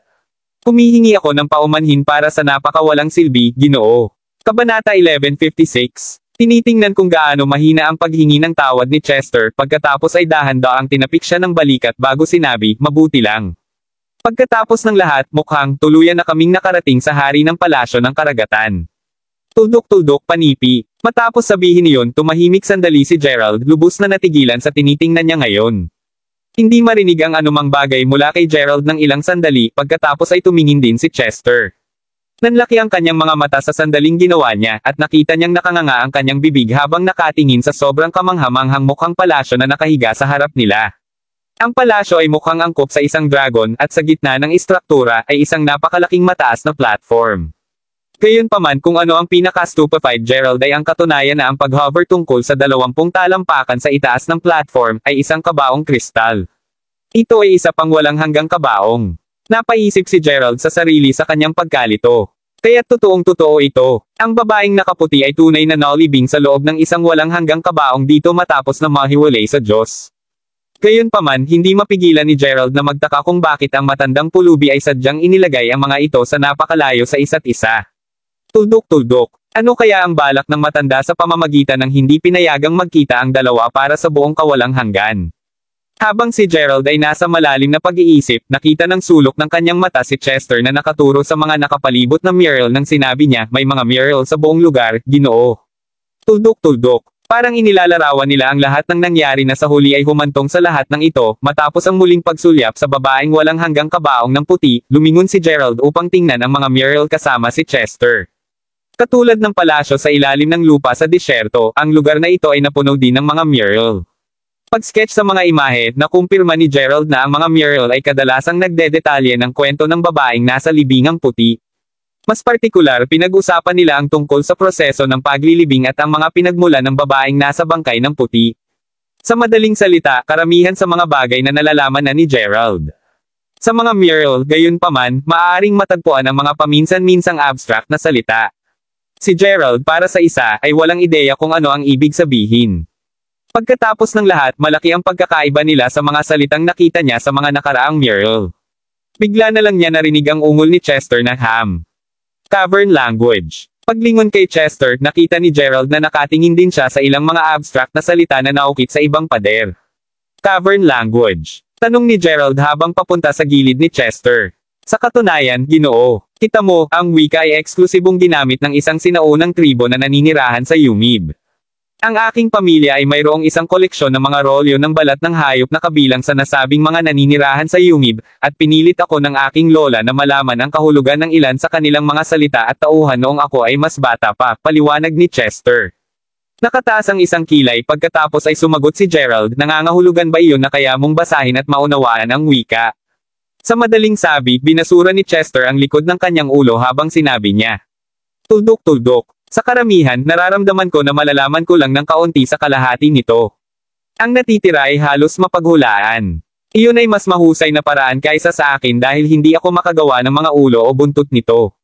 Alinmang paraan, sabihin sa akin kung ano sa palagay mo ang sinusubukang sabihin ng mga salita, sagot ni Gerald habang tinatapik ang balikat ni Chester. Narinig iyon kaagad na sinubukan ni Chester na maintindihan ang mga salita ng seryoso. Makalipas ang 10 minuto nang sinabi niya. Ang teksto ay tila nagsasalita tungkol sa ilang mahiwagang propesya. Patuloy din itong inuulit ng ilang mga salita. Nang masabi iyon, sinimulan ni Chester na ituro ang ilang mga salita na ginagabayan ang kanyang daliri sa bawat salita habang ipinaliwanag niya kung ano ang kahulugan ng kani-kanilang pagkakasunod. Ang pangungusap na patuloy na paulit-ulit ay nagsasabing 2 petals ang namumulaklak at ang bawat talulot ay kumakatawan sa isang mundo. Ang sagot na hinahanap mo ay nasa isa sa kanila. 2 bulaklak ang namumulaklak at ang bawat talulot ay kumakatawan sa isang mundo. Tuldok-tuldok. Iyon ang tunay na sinasabi nito. Tinanong si Gerald para sa kumpirmasyon. Tama, Ginoo. Sagot ni Chester nang tumanggo agad ito. Ang misteryosong matandang babae ay nagsabi ng eksaktong parehong bagay sa kanya noon. Tuldok-tuldok. Sa pagsasalita tungkol sa matandang babae, kanina pa ginamit ni Gerald ang kanyang isip upang maghanap sa kanyang paligid, ngunit hindi niya talaga maramdaman ang pagkakaroon ng matandang babae. Pwede bang umalis siya sa sandaling nahimatay kami? Ngunit walang katuturan iyon. Sa mga alon na napakalakas dyan kahit na hindi ako makakalaban sa kanila, pabayaan mo siya. Gayunpaman, mabilis na inalog ni Gerald ang mga saloobin. Hindi iyon ang pangunahing bagay na dapat niyang pagtuunan ng pansin sa ngayon. Tuldok-tuldok. Pumabalik sa sinabi sa kanya ni Chester. Ang bawat talulot ay kumakatawan sa isang mundo. Habang si Gerald ay tiyak na sigurado na ito ay tumutukoy sa mga dead anis, wala siyang ideya kung saan magsisimulang maunawaan ang teksto. Dahan-daang nakasimangot, tinanong ni Gerald, may iba pa ba? Gayon din, aling bahagi ng iyon ang nagparamdam sa iyo na parang isang hula ito? Sa gayon, ang natitirang mga salita ay nagsasaad na ang isang tao ay lilito pagkalipas ng 10,000 taon at ilalayo ang Encantado upang makasama muli ang kanyang kasintahan pagkatapos na hiwalay sa buong panahong iyon. Tuldok-tuldok. Kapag sila ay muling nagkasama, ang taong nagbabalik sa kanila magkasama ay maaaring matagpuan ang kanyang sagot. Kahit na, ang sagot ay maaaring mukhang malayo ngunit masyadong malapit sa parehong oras. Tuldok-tuldok. Tulad ng sinabi ni Chester, habang naiintindihan niya ang karamihan sa mga salita, kailangan pa rin niya ng labis na pagsisikap upang maisalin ng maayos ang mga ito. Matapos ang isang maikling paghinto, pagkatapos ay nagpatuloy siya. Sapagkat siya ang may-ari ng susi upang dalhin ang walang hanggang kabaong. Siya lamang ang nagawang buksan ang walang hanggang kabaong. Susi. Oo. O hindi bababa sa isang bagay na halos kapareho ng isang susi. Sagot ni Chester. Matapos pag-isipan ito sandali, sinabi ni Gerald na maaaring ito ay tumutukoy dito. Kabanata 1157. Ano yan? Takang tanong ni Chester habang pinagmamasdan niya si Gerald na maingat na kumukuha ng isang square kahoy na kahon mula sa kanyang bulsa. Ibinigay ni Wagner ang kahon kay Gerald matapos ibigay ng isang matandang pulubi sa kanyang mga ninuno mga 800 taon na ang nakalilipas. Mula sa sinabi ni Wagner kay Gerald, hindi lamang inaasahan ng matandang pulubi na si Gerald ay magtungo sa hari ng palasyo ng karagatan pagkaraan ng ilang siglo, ngunit tumpak din niyang nahulaan ang pagpupulong ni Gerald kay Wagner, kaya't sinabi niya sa mga inapo ni Wagner na kumapit. Ang kahon hanggang sa tuluyang nagpakita si Gerald. Hindi kaya na nakita ng matandang pulubi kung ano ang mangyayari sa 10,000 taon. Nagawa ba talagang matanto ng matandang lalaki na mahahanap ni Gerald ang walang hanggang kabaong at ihatid ang babaeng nakaputi na palayo sa kanya upang sa wakas ay muling magkasama sa Diyos? Pwede ba maaaring ang matandang pulubi na iyon mula sa 10,000 taon na ang nakakalipas ay talagang ang parehong tao mula sa 8 siglo na ang nakakalipas? Nanginginig si Gerald sa naisip at hindi naglakas loob na pansinin ito ng sobra. Ang pag-iisip lang tungkol dito ay sapat na upang mapuno siya ng takot at pagkabalisa. Anuman, nakilala ni Gerald ang isang bagay mula sa lahat ng ito. Sa mensahe na iniwan ng matandang pulubi para kay Gerald, sinabi niya na makukuha ni Gerald ang sagot na hinahangad niya hanggat muling makasama ang babaeng nakaputi sa kanyang sarili. Nangangahulugan ba iyon na kapag ginawa niya iyon, ang insidente hinggil sa Sun League ay isisiwalat din sa lalong madaling panahon? Ano pa ang sinabi niya? Mangyaring gawin ang iyong makakaya at subukang unawain hanggat maaari, Chester. Sabi ni Gerald matapos ang kanyang maikling katahimikan ng malalim na pag-iisip. Kaya sinasabi dito na may masamang mangyayari sa mundo bago magtagal at marami ang mamamatay dahil sa pangyayaring iyon. Tuldok-tuldok, walang makakapigil sa kalamidad na mangyari at ang mga hula ay magkatotoo ng isa-isa. Simple lang ang ating kapalaran. Higit pa sa bahaging iyon, wala talaga akong maunawaan, sagot ni Chester na napabuntong hininga. Mga propesya, at isang masamang pangyayari kung saan maraming mamamatay. Ano ang kaganapan na maaaring tumutukoy sa? At gaano man niya pagtingin ang mga salita, bakit mayroon siyang pakiramdam na ang mga salita sa batong tablet ay tumutukoy sa kanya? Sa dami ng mga katanungan sa kanyang isipan, pinilit ni Gerald ang kanyang sarili na itala ang lahat ng mga salita sa batong tablet. Pagkatapos ng lahat, kahit na hindi niya mabasa ang mga salita ngayon, hindi iyon nangangahulugan na mananatili iyon ng pareho sa hinaharap. Kasunod nito, dinala niya si Chester patungo sa iba pang mga mural. Matapos tingnan ang ilang sandali, natagpuan nila na ang huling mural ay tila isinasaad na hanggat may makakakuha ng susi upang buksan ang pintuang buhay, makakahanap sila ng kanilang palabas. Kahit na ang key ay ipinakita sa mural. Totoo sa kung ano ang nasa loob ng kahon, ang susi sa mural ay iginuhit sa hugis ng buntot ng isang gold piece. Tinitiyak ni Gerald na itala din ang lahat ng ito bago tuluyang lumakad sa walang hanggang kabaong kasama si Chester na sumusunod sa likuran niya na nakalatag pa rin sa gitna ng istruktura. Habang narinig ni Gerald na inilalarawan ni Lyra ang babaeng nakaputi, mula sa kanyang mga panaginip, bilang isang taong may ugali ng isang engkanto, hindi pa siya nakita ni Gerald para sa kanyang sarili. Ngayon na sa wakas ay narito na siya, nais niyang tingnan siya ng maayos. Pagkatapos ng lahat, patuloy niyang naririnig na siya ay isang kagandahang nagmula sa langit. Napakaganda ba niya? Sa isang maliit na pagsisikap, pareho silang nakapagtulak ng takip ng kabaong bukas sa kalahati. Kagad pagkatapos nito, ang isang ginaw ay tila tumakas mula sa kabaong. Pagkalipas ng segundo, nawala ang kirot at ang babae sa kabaong ay maaari na ngayong makita. Angelica, ungol ni Chester na may excited na ekspresyon sa mukha. Ang kanyang tono, gayunpaman, ay nagpapahiwatig ng sabay na pakiramdam ng pagkabigla at kasiyahan. Kaya tila totoong-totoo ang hula ni Gerald. Ang taong nagligtas kay Chester dati ay ang babaeng nakaputi. Gayunpaman, isang bagong katanungan ang nailahad ngayon. Paano siya nabuhay noon? Pagmasdan ng mabuti ang kabaong, nakita ni Gerald na ang taong nasa loob ay mukhang isang malamig na kagandahan na nakasuot ng walang bahid na puting damit. Sa halos walang kapares na kagandahan, dapat aminin ni Gerald na marahil siya ang pinakamagandang babae sa mundo.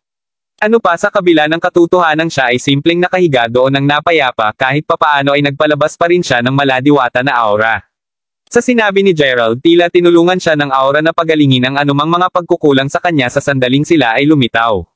Napakaganda talaga. Napaisip si Gerald sa sarili, natigilan. Sa kasamaang palad kahit gaano kakaganda, kabilang ka pa rin sa doppelganger ko.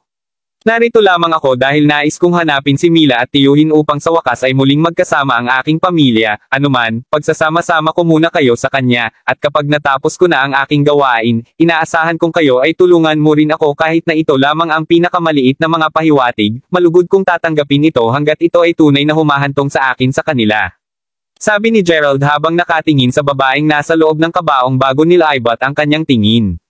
Sa nasabing iyon, tinatakan niya ulit ang takip ng kabaong bago tumalon mula sa mataas na platform kasama si Chester. Pagkatapos tumingin ng paligid ng kaunti, sa wakas ay nakita ni Gerald ang isang indentation sa gitna ng mataas na platform. Ang indentation mismo ay tumugma sa hugis ng key ng buntot ng isda sa kanyang kamay.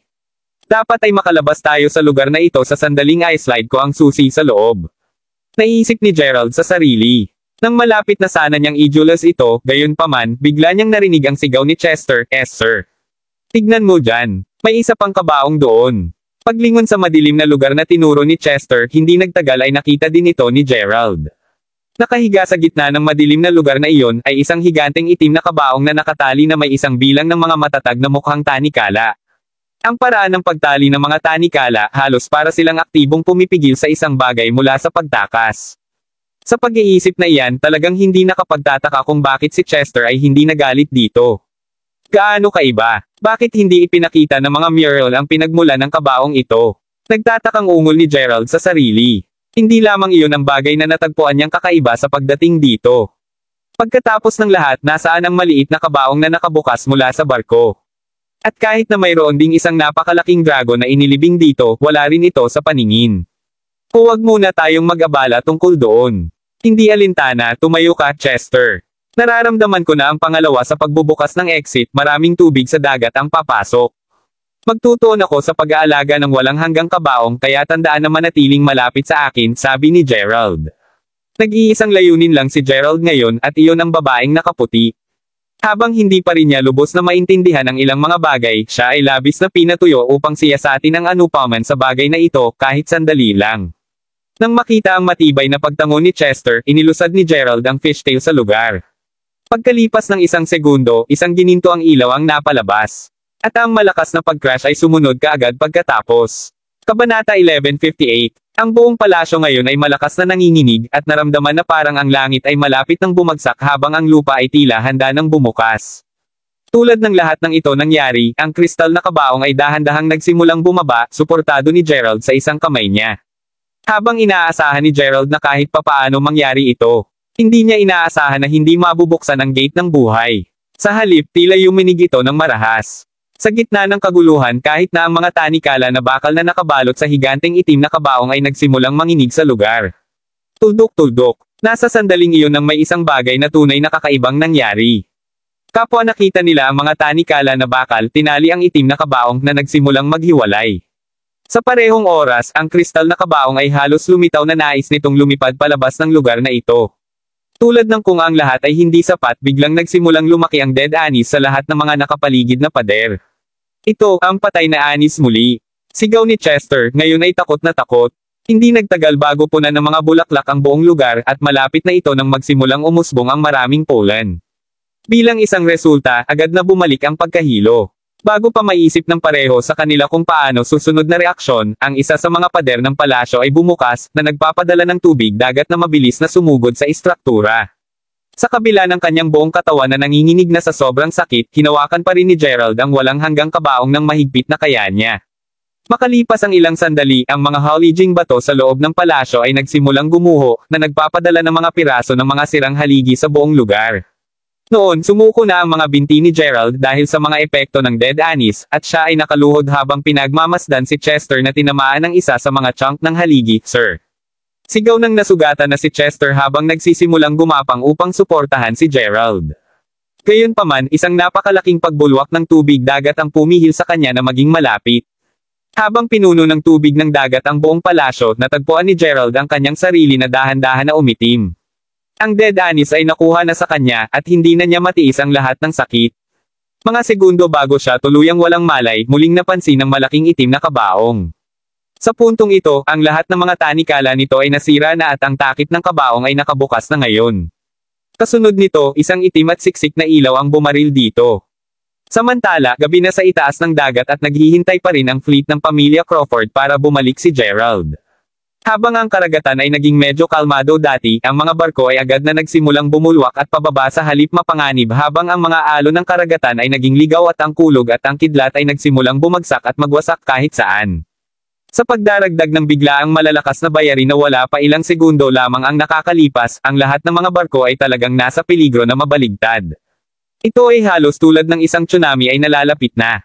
Tuldok-tuldok. Kumusta ang sitwasyon? Naroon pa ba si G. Crawford? Ang lahat ng ito ay tila nangyayari dahil sa paggalaw ng mga lihim na alon sa ilalim ng dagat. Maaari bang sabihin ng sinuman kung ano ang nangyayari doon? Tandang padamdam. Sigaw ng ilan sa mga tanod ng pamilya Crawford na balisa. Ang lahat ng iba pang mga barko ay nawalan ng signal sa kanya. Ang mga radar ay nagagambala rin. Sigaw ng isa sa mga lalaking nagpapatakbo ng barko. Sa sandali na natapos ang kanyang pangungusap, isang itim na ilaw ang bumaril mula sa karagatan hanggang sa langit. Panipi tuldok-tuldok-tuldok. Ano ba yan? Ang lahat ng mga tanod na nakatayo sa kubyerta ay natagpuan ang kanilang mga mata habang ang itim na ilaw ay lumipad ng mataas sa langit. Bago magsimulang mahulog sa isang tiyak na direksyon tulad ng ilang uri ng bulalakaw. Panipi tuldok-tuldok-tuldok. Iyon. Hindi sana nangyari, di ba?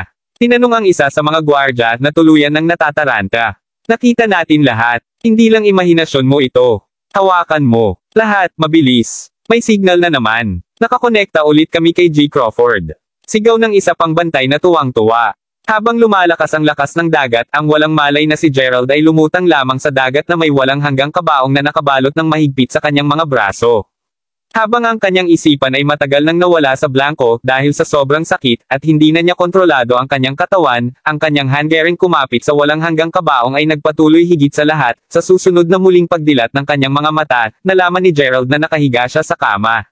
Hindi natitiyak kung gaano katagal siya namatay, naisip niya sa sarili, nakaligtas talaga ako.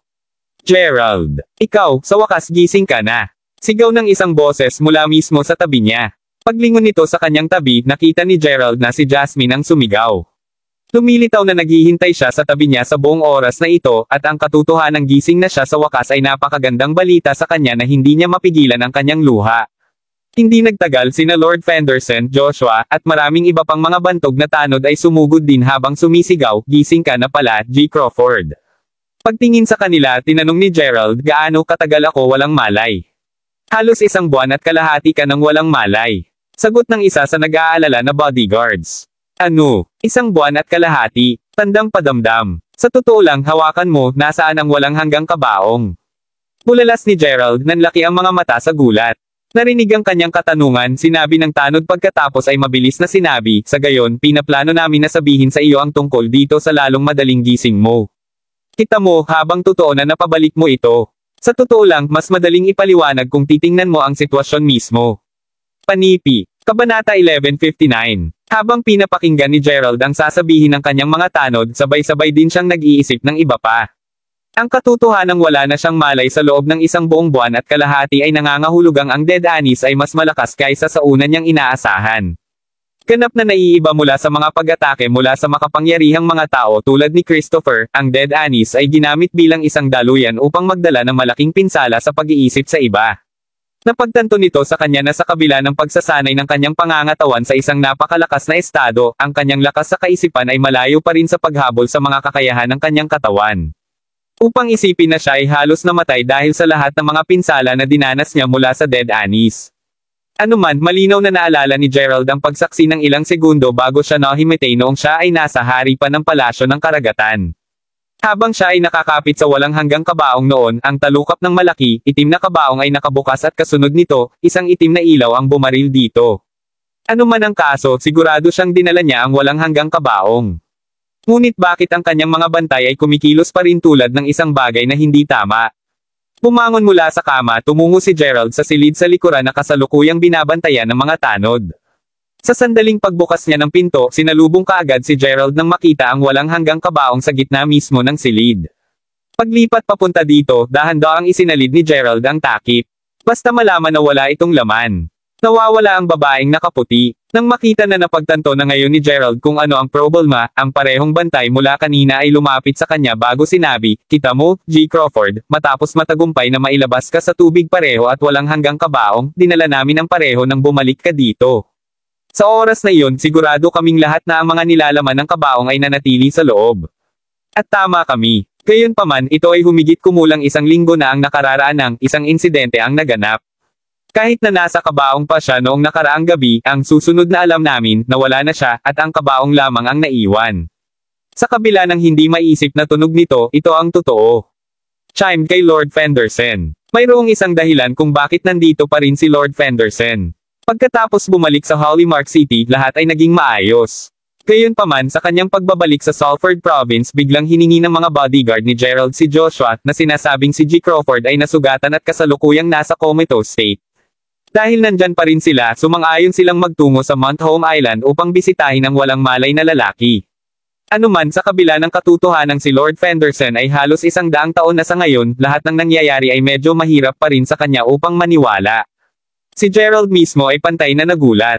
Maaari bang maging totoo ang paglalarawan ng taong nakibahagi sa prosesyon ng libing noon? Posible bang mabuhay ang babaeng nakaputi? Habang maingat na naska ni Gerald ang walang hanggang kabaong, isang patay na ani na inilagay mismo sa gitna ng kabaong ay agad na nakuha ang kanyang pansin. Sa sandaling nakita niya ang kinakatakutang bulaklak na iyon, hindi niya maiwasang umatras. Dahil sa kung gaano kasakit ang dulot nito sa kanya, katutubo na ngayon ay natutuhan ang kanyang katawan na matakot ito. Mabilis na nakabalik ang kanyang pagpipigil na pagtanto ni Gerald na ang bulaklak ay inilagay ng maayos sa loob ng kabaong na parang may nag-iwan dito doon sa oras na umalis ang babaeng nakaputi. Nang makita na napansin ni Gerald ang bulaklak, ang tanod ay nagdagdag sa isang nakakahiyang tono, sa kasamaang palad, G. Crawford, ang walang pangalan na bulaklak na iyon lamang ang natira sa kabaong. Natigilan, nilainggan ni Gerald ang gwardya bago sinabi, ikaw. Alam mo ang bulaklak na ito. Ang bulaklak ay napakabihirang at nagawa lamang ni Gerald na makatagpo nito sa unang pagkakataon noong siya ay nasa isla ng kanyang lolo.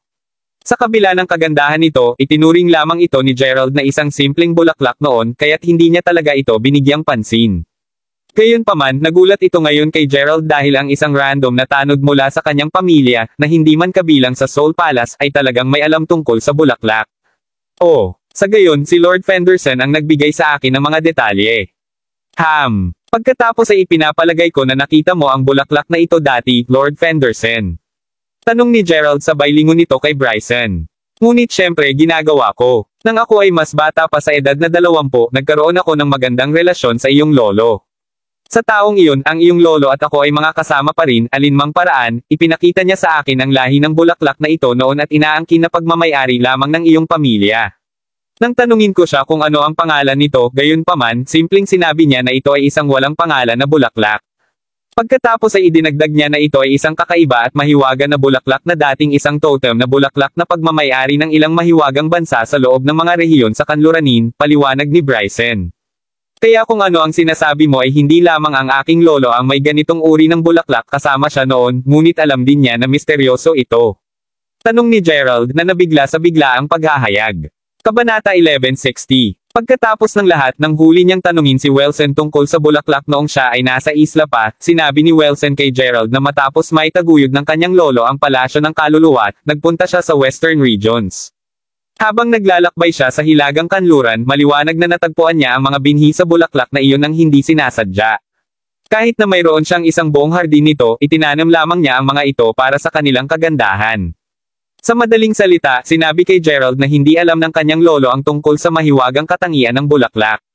Ano pa sa sinabi lamang ni Lord Fenderson kay Gerald, tila natagpuan ng kanyang lolo ang bulaklak, mas maaga kaysa sa sinabi sa kanya ni Wilson. Ang kanyang lolo ay tila sinabi pa kay Lord Fenderson na ang bulaklak ay pagmamayari lamang ng mga Crawfords. Ano ang magkakaibang pahayag? Sa totoo lang, ito ay isang walang pangalan na bulaklak kung tutuusin. Dalawa lamang ang mga talulot na namumulaklak at ang bawat talulot ay kumakatawan sa isang mundo. Iyon ang nakamamanghang pahayag na sinabi sa akin ng matandang iyon noon, alam mo. Sabi ni Bryson habang umiling siya na may mapait na ngiti sa labi. Ito na ang pangungusap na muli. Naiisip ni Gerald sa sarili na ngayon ay mas naghihinala sa buong sitwasyon kaysa dati. Bakit sasabihin ng kanyang lolo ang eksaktong parehong mga salita tulad ng kakaibang matandang babae na iyon? Sa maraming mga katanungan sa isip, si Gerald ay nagsimulang makinig ng mas masidi pa habang si Lord Fenderson ay nagpatuloy sa pagsasalita. Ano man, tinanong ko siya kung ano ang ibig sabihin ng kanyang kakaibang pahayag. Bilang tugon, sinabi niya sa akin na sa pagtingin sa natatanging hugis ng walang pangalan na bulaklak, ang bulaklak ay maaaring hatiin sa dalawang magkaparehong puwang. Ano man ang alinmang espasyo na pinili ng isang tao, ang mga bagay na makikita, maririnig, at maramdaman ay magiging eksaktong magkatulad. Kahit na, ang dalawang mga puwang ay magkakaroon pa rin ng ganap na magkakaiba sa bawat isa. Sa madaling salita, namumulaklak ang dalawang talulot, at ang bawat talulot ay kumakatawan sa isang mundo. Ngunit lolo, bakit magkakaroon ng dalawang magkatulad ngunit ganap na magkakaibang mga puwang? Tinanong ni Jasmine na nakatayo sa gilid sa buong oras na ito. Tinanong ko rin siya sa parehong bagay noon. Kasunod nito, binigyan niya ako ng isang halimbawa na ipapasa ko ngayon. Ayon sa lolo ni Gerald, ang walang pangalan na bulaklak ay may isang espesyal na kakayahan kung saan nababago nito ang pag-iisip ng isang tao pati na rin ang kanilang mga sensory organ. Upang mas maging tiyak, maaaring gamitin ng bulaklak ang kakaibang kakayahan sa pagkontrol ng isip upang ipadama sa iyo na ang isang bagay ay katulad ng ibang bagay, kahit na ito ay ganap na naiiba mula sa aktwal na bagay na nauna sa iyo. Halimbawa, kunin ang silid na ito. Magkaroon ng isang magandang pagtingin sa paligid. Kapag nahantad ka sa kakayahan ng walang pangalan na bulaklak, pinaparamdam sa iyo na nasa eksaktong silid ka na ito, kahit na nasa isang ganap kang kakaibang silid. Dapat mong maunawaan ito ng medyo mas mahusay pagkatapos marinig ang halimbawang iyon. Ako, para sa isa, tiyak na hindi bumalik noon, ngayon na siya ay nasa edad na kung saan siya ay isang paa na sa libingan, si Bryson ay tila bahagyang melankoliko habang naaalala niya ang mga kaganapan sa taong iyon. Habang iyon ang naging reaksyon ni Bryson nang siya at si Jasmine ay lumingon upang tumingin kay Gerald, nalaman nila na siya ay naging mapatla. Sa katunayan, ang kanyang kasalukuyang ekspresyon ay mukhang mas hindi kasiya siya kaysa noong wala pa siyang malay. May problema ba, Gerald? Tinanong parehas na magkasabay sina Bryson at Jasmine. Si Gerald na nakakunot na ng noo ay malalim na ang iniisip noon kaya hindi na siya tumugon. Kaya't iyon ang totoong kahulugan ng bawat talulot ay kumakatawan sa isang mundo. Tuldok-tuldok. Pag-iisip ang pabalik habang ang matandang babae ay malinaw na pumasok sa yungib, wala siyang susi ng buntot na goldfish. Sa madaling salita, hindi may katuturan na ipalagay na makakaya niyang iwanan ang hari ng palasyo ng karagatan mula sa kabilang panig. Tuldok-tuldok. Naaalala ko pa ang pagtigil sa kanya sa pasukan ng yungib matapos magising mula sa kanyang maikling sandali ng kawalan ng malay noon dahil sa matandang babae na ginagamit muli ang mga patay na anis sa kanila. Pumasok siya sa hari ng palasyo ng karagatan kasama si Chester. Gayunpaman, walang anumang mga bakas ng matandang babae doon. Ang tanging karagdagang bagay doon ay ang malaki, itim na kabaong, pinag-uusapan, naalala kong nakakahanap ng kakaiba na ang mga buto ng higanteng dragon ay hindi naruroon sa loob ng palasyo. Tuldok-tuldok. Tulad ng para sa itim na kabaong, wala man lang pagbanggit dito sa mga nakaraang mural. Ang lahat ay patuloy na naging estranghero at estranghero lalo na niyang iniisip ito. Bumalik bago nangyari ang lahat ng ito, nais lamang ni Gerald na dalhin ang babae sa puti at ang walang hanggang kabaong pabalik sa ibabaw. Tuldok-tuldok. Ayon sa mga pamamaraan sa mural, ang pinto ng libingan ay dapat buksan sa sandaling ipinasok niya ang buntot na goldfish susi sa halip, bumagsak ang langit at bumukas ang lupa. Ito ay ganap na naiiba mula sa ipinakita ng mga mural. Gayon din, bakit hindi ako kalmado sa sandaling iyon? Kung iisipin, tila parang may isang puwersa na nakuha ako sa aking pinakamahina na sandali upang magdagdag ng higit na momentum sa insidente. Habang ang lahat ng ito ay nag-aalala na, may isang partikular na pag-iisip na tunay na nagdulot sa kanya ng labis na pagkabalisa. Ay ang lugar na napunta ako sa tunay na hari ng palasyo ng karagatan. Nakilala ko ba ang totoong babae na nakaputi? Kung maniniwala ako na ang bawat talulot ay tunay na kumakatawan sa isang iba't ibang mundo. Kung gayon, maaari ba akong makapasok sa ibang puwang? Kung iyon ang kaso, kung gayon, sino ang naisave ko? Maraming salamat mga kamaster sa walang sawang pagsusubaybay, isang like, share, and subscribe naman dyan mga kamaster. Abangan ang susunod pang mga kabanata.